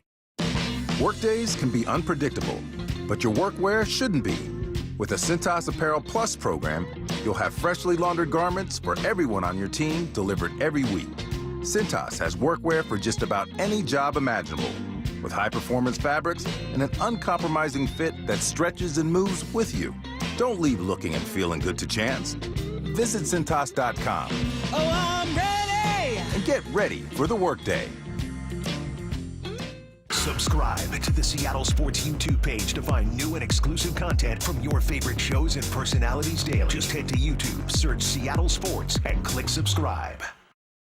Can you take the power of your home internet almost anywhere? Well, with Xfinity, you can. Do more of what you love in the places you go the most with internet and mobile together. Xfinity built a network that's 99.99% reliable. Plus, Xfinity Mobile has Wi-Fi Power Boost, giving you ultra-fast Wi-Fi at home and on the go. Get the same reliable network in the places you need the most. The coffee shop, the grocery store, or the game. All to power more of what you love, whether you're a gamer, streaming, or work from home. Whatever you're into, you'll love how fast you can do it with Xfinity Internet and Mobile. And now through April 21st, get 300 megabit Xfinity Internet and one unlimited mobile line together for $25 a month for 1 year with no annual contract. And save $1,000 in your first year over Verizon and AT&T. Plus, ask how to get a free premium 5G phone. Visit Xfinity.com, call 1-800-XFINITY, or visit a store today. Requires paperless billing and auto pay with stored bank account. Restrictions apply. Equipment, taxes, and fees extra after promo. Regular rates apply. Actual speeds vary. Savings compared to Verizon 5G, Internet plus one unlimited welcome line, and AT&T Internet 300 plus one unlimited starter SL line. Xfinity Internet required. Reduced speeds after 30 gigabits of usage per line. Data thresholds and actual savings vary.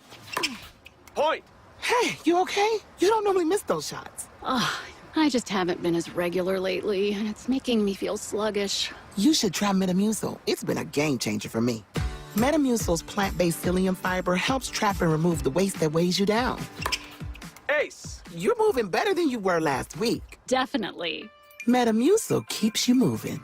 These statements have not been evaluated by the Food and Drug Administration. This product is not intended to diagnose, treat, cure, or prevent any disease. Learn more at Metamucil.com. Ooh, ma. What was that? That is business phone bliss with the Ooma Cloud Phone System. It handles all our voice, video, and messaging needs. You sound very... Calm? I am. Ooma has everything I need to run my business more efficiently, like virtual receptionist, call routing, and video conferencing. And it starts at just $19.95 per month per user, plus taxes and fees. Ooma. Nice. Find your business comm at ooma.com/radio. This hour is serviced by the Lee Johnson Auto family. From the Quantum Fiber Studio, you're listening to Wyman and Bob. Weekdays 2 to 7 on Seattle Sports and 97.3 FM HD2.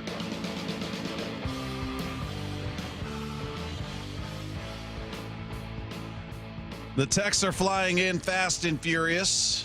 People are excited about the arrival of Cooper Kupp. As Cooper Kupp seems excited. He tweeted it out and still haven't seen the details yet. I don't know if have you seen anything, Lefko, as far as just the guarantees? 3 years, $45 million. Yeah, 3 years, 45. I just wanted to pass along any updates. That's 15 a year, Bob. So is it still 15 a year? Yeah. Are you sure? I'm pretty May sure. have changed over time. It's radio math. Well, yeah, it's a $45 million deal. So we'll see again as time goes on. We'll get a breakdown of what's guaranteed and what kind of incentives and all of that. But yeah, there's a lot of excitement. Some of it, or a lot of it, is actually, hey, local kid. Local people are excited just about a guy that's from the state. Dave, I don't know if you knew Spokane is the second largest city in the state of Washington, and he's not from there. That little podunk town? You got to be kidding me. I thought there was like population 375 or something like that.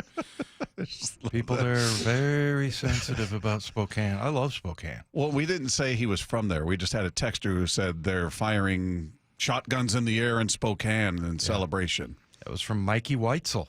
Somebody you know. Jim Weitzel used to be the trainer for a long time. The late, great Jim Weitzel. Yeah. One of his kids. So anyway, this is, the other thing with Cooper Kupp, you and I were just looking at his measurables, and he's 6'2", 210 pounds. It's a big upgrade size-wise from what you got from Tyler. Tyler was 5'10", 180. 182. Yeah. So, I think that part of it is definitely going to be a run-heavy offense, which I love. And, and that's why it's almost overkill. You got Marquez, you got Cooper Kupp, you got JSN, and now you don't have to worry about necessarily if you do want to go for wide receivers. I don't think they're doing that very often, first of all, but then, maybe one of those guys or somebody in the draft or Bobo or Derek Young steps up, that you get another one. But I feel like they're pretty set at receiver. I think most fans would be happy. Yeah, I think, even if you were on the side that we were disappointed to see DK leave and certainly to see Tyler leave, that, MVS, I don't have a ton of expectation. Liked a super nice guy. Great conversation with him yesterday. But again, it's a one-year deal worth up to $5.5 million. The bigger expectations fall on Cooper Kupp. He's got the reputation. He's got the resume.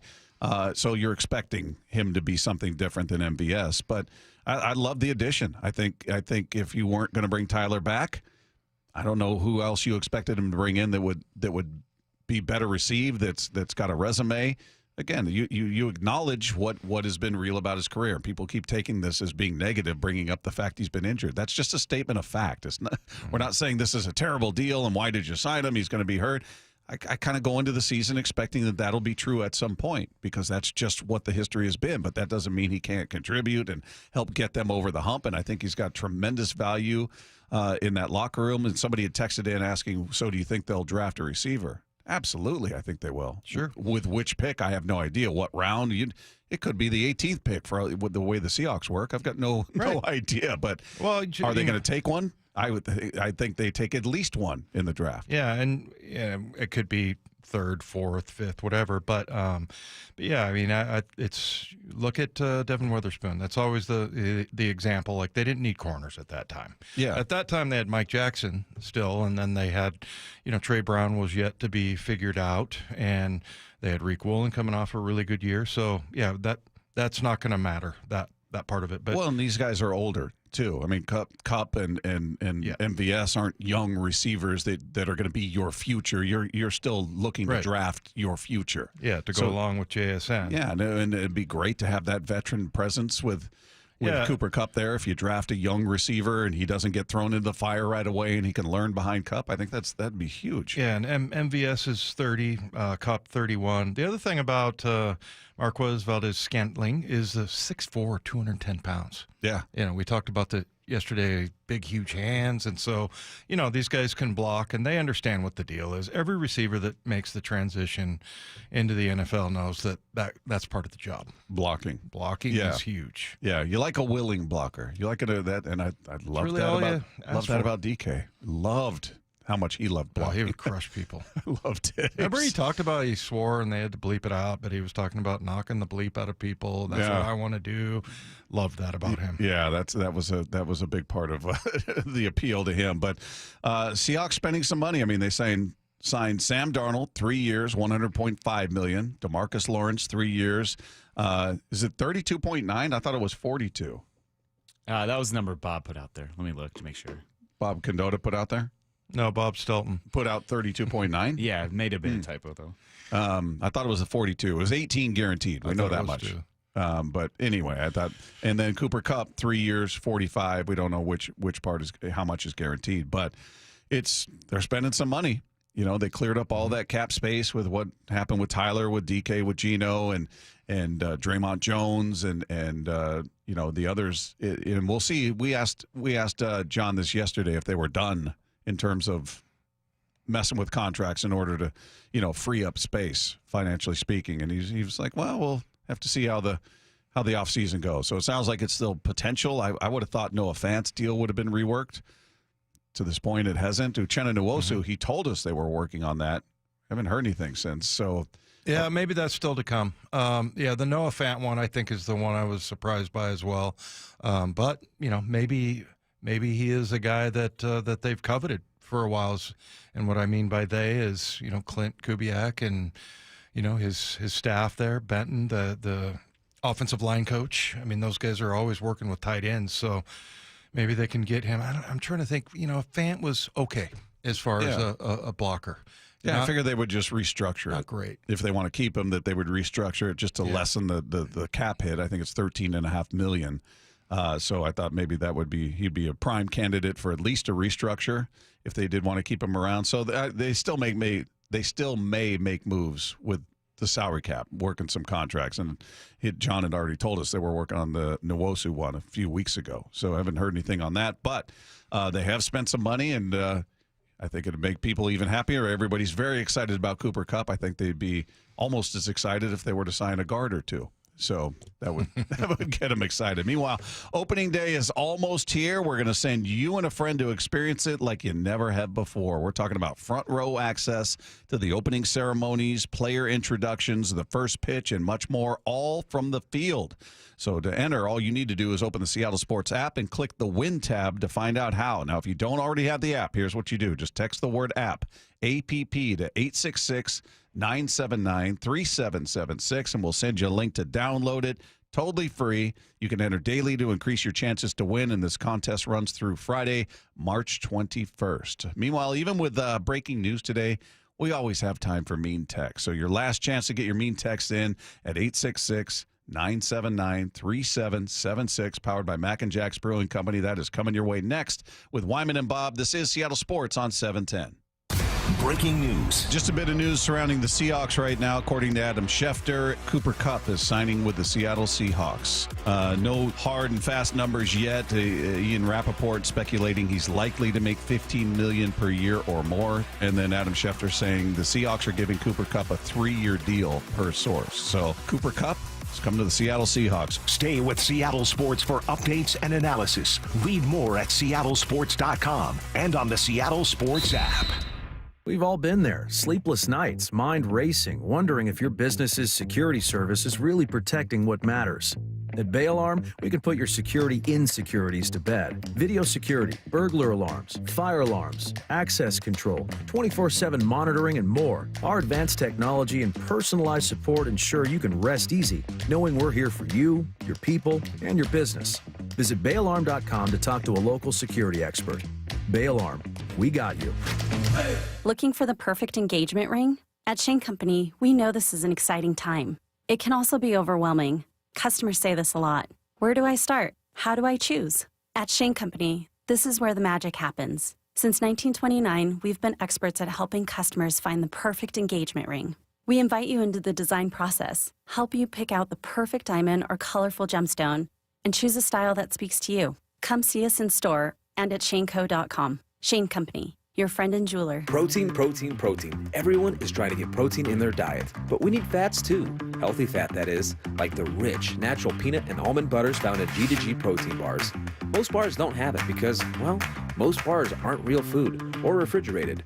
Fortunately for you, we aren't most bars. At G2G, you'll find a balanced helping of protein and healthy fat. The fact that they're delicious is just the bonus. They're fast, easy, and perfect for on-the-go families. G2G protein bars. Find them in the refrigerated section at Costco. Luxury awaits at Snoqualmie Casino and Hotel, where comfort meets elegance. It's Mike Salk here, and this summer you can experience breathtaking Cascade views, world-class dining, and of course the best entertainment. Elevate your next getaway by combining effortless style with the utmost in relaxation. The hotel opens this summer with deluxe king and 2 queen rooms, premiums, grand suites, signature suites, and the breathtaking views of the Cascades and the Snoqualmie Valley. For more details, go to snocasino.com. Seattle's closest is now Snoqualmie Casino and Hotel. Hey, Green Gobbler here. So you've got a clogged drain in your bathroom. Water in the sink's overstaying its welcome.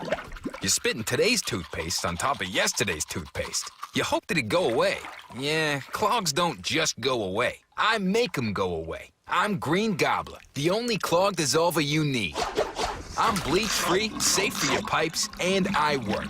Guaranteed or your money back. Because I never met a clog that was gonna unclog itself. Green Gobbler. Let the gobbler get it.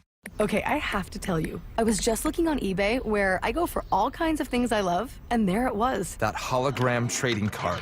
One of the rarest, the last one I needed for my set. Shiny like the designer handbag of my dreams. One of a kind. eBay had it, and now everyone's asking, ooh, where'd you get your windshield wipers? eBay has all the parts that fit my car. No more annoying, just beautiful. Whatever you love, find it on eBay. eBay. Things people love.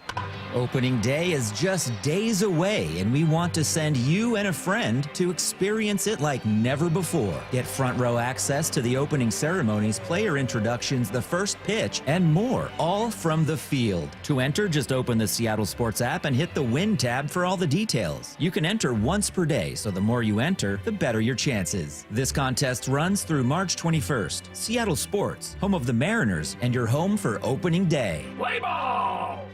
The John Schneider Show. Every Thursday until draft day on Wyman and Bob. Listen live Thursdays at 4 p.m. or watch the interviews on the Seattle Sports YouTube page. Mornings can start feeling the same. Wake up, brush teeth, go to work. But with breakfast from Wendy's, it's like, wake up, brush teeth, Baconate with a breakfast Baconator.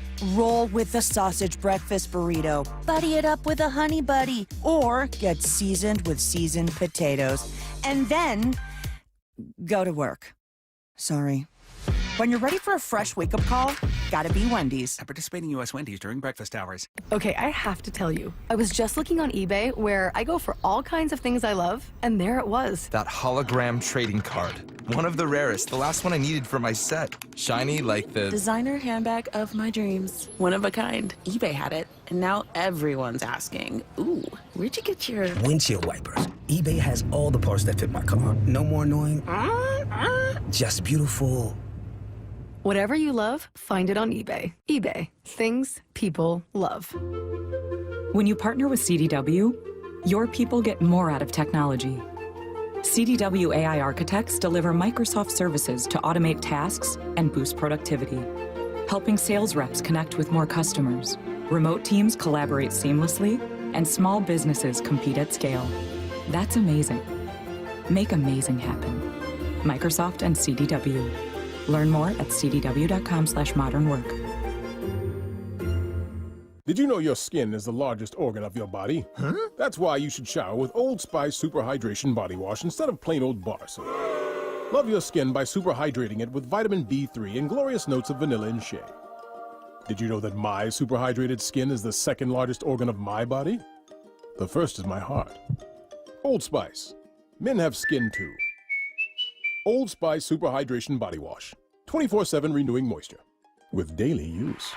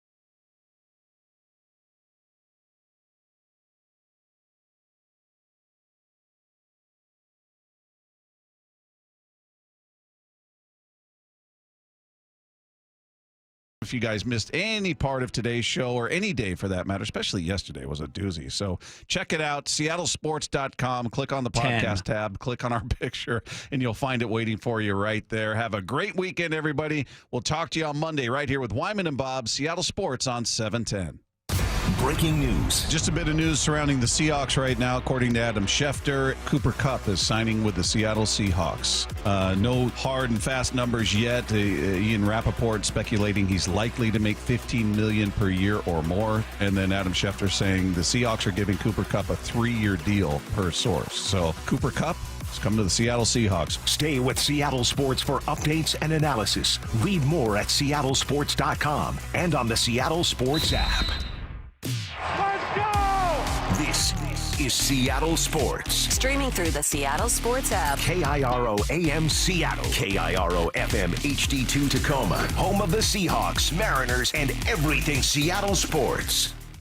It's time to play ball. Swing and a miss and a slider, strike 3. Mariners Spring Training Baseball is brought to you by Muckleshoot Casino Resort, T-Mobile, Global Credit Union, and by your local steel dealer. It's driven well, it's driven deep, and it's driven out of here. Now, welcome once again to Mariners Cactus League Baseball. It's a little bit of a special night tonight. It's the second annual breakout game for the Mariners, as tonight they take on the top prospects from the Cleveland Guardians organization. Aaron Goldsmith alongside Gary Hill, Brady Robick running things for us back home inside of our network studios. This is the Prospect All-Star game of the Cactus League. So the Mariners' top prospects against the Guardians' top prospects. As you know, the Mariners have one of the best farm systems in baseball, anywhere from ranked number 5 to all the way up to number 1. And so many of the top prospects will be in uniform tonight for the Mariners. 17 of their top 30 prospects, in fact, according to Baseball America, and 11 of their top 12, including the number 1 prospect in the organization and one of the top prospects in baseball, and is infielder Colt Emerson, who joins us next when we come back on the Global Credit Union Mariners Radio Network. So here's the deal with Mariners season ticket memberships. You've got 2 great options. With a Flex membership, you have the freedom to pick your seats, games, and number of tickets whenever you want. Or, if you like knowing where you're sitting all season long, go with a reserved membership and lock in your seats from day 1. Both plans get you access to exclusive pre-sales, year-round discounts, special event invites, and more. Check it out at mariners.com/25. Cal Raleigh wins it in the 10th inning for the Mariners. The man who brought the rock and roll edge to the Eagles, Grammy winner and Rock and Roll Hall of Fame member, Don Felder. April 17th at Emerald Queen Casino Event Center. Welcome to the Hotel. Performing hits like Life in the Fast Lane, Hotel California, Take It Easy, and more. Tickets at emeraldqueen.com. Don Felder, April 17th at Emerald Queen Casino, the entertainment capital of the Northwest. 21 and older. Need gambling help? Call 800-547-6133 or visit emeraldqueen.com. You're listening to Spring Training Baseball on the Global Credit Union Mariners Radio Network. Well, this afternoon, the Mariners get ready to take on the Rockies here in East Scottsdale. Cactus League Baseball, a beautiful day out for baseball. A chance to visit with, well, today's starting shortstop, young Colt Emerson, 19 years of age. Colt, what's it like, just a kid, just drafted in the first round only 2 years ago, to be in a big league camp, and what's the learning curve like over the last few weeks? Yeah, you know, it's been great. Thank you for having me on, by the way. I just want to say that it's been really fun to be able to be in this on the other side of the clubhouse, get to build some relationships with with the big leaguers and other guys too, and it's just been really fun. And I just had a lot of things to learn, a lot of stuff you realize about yourself and realize about baseball. I mean, really, I just have learned that baseball is it's all the same. I mean, the mound's still 60 feet 6 inches, and the bases are still 90 feet. I mean, it's a little sped up, but you know, I mean, if you stay within yourself, I mean, that's all you can do is just be yourself and go out there and do what you do. What are you working with Bone Perry Hill, I think the greatest infield coach in the history of this game, to make you a better shortstop? Yeah, just really refining the fundamentals, really, and just like just being the most consistent vanilla infielder there is. Because I mean, Bone says all the time, he's like, we're vanilla infielders. You know, we're gonna make the play every single time, and we're gonna go out there and just be the most consistent as possible. Make the plays in your box to your left right. and right. You like to have fun. You showed up at camp last year, and we had you on the radio, and you were doing some play-by-play. All of a sudden, you broke into some play-by-play. You're going to try to do that this year? Because you're more than welcome to come up in the booth anytime you want after you're done playing. Yeah. No, I would love to. I would love a redemption for this year. That would be really fun. But, you know, that would be something. Haven't thought about it, but you know, if I can stay in baseball, that would be great. No, you're going to be just fine. You got a long career coming up. Tell me a little bit about growing up in Ohio. What was life like for a young Colt Emerson? Yeah, you know, I love Ohio. You know, growing up there, I mean, it's you really get a taste of all seasons. You know, you got the fall with the changing of the leaves. You got winter. It can get down to, like, this year was -10 at one point. And then you got summer where it can get up to 105 with the humidity and stuff. So, I mean, Ohio's great, you know, a lot of great people up there. And, you know, I don't think it gets enough recognition for how good of a state it is. You got Cleveland one way, you got Cincinnati the other way. So what did you grow up as, a Cleveland fan or a Cincinnati fan? Funny, neither. You know, Neither. I was closer to the PNC Park. I was closer to the Pirates Stadium. So and it's an hour and 45 instead of 2.5 hours. So we would go up. It's a straight shot northeast of us, and it's a great place and a beautiful stadium. So we went to watch baseball there. Who were your favorite players growing up as a kid?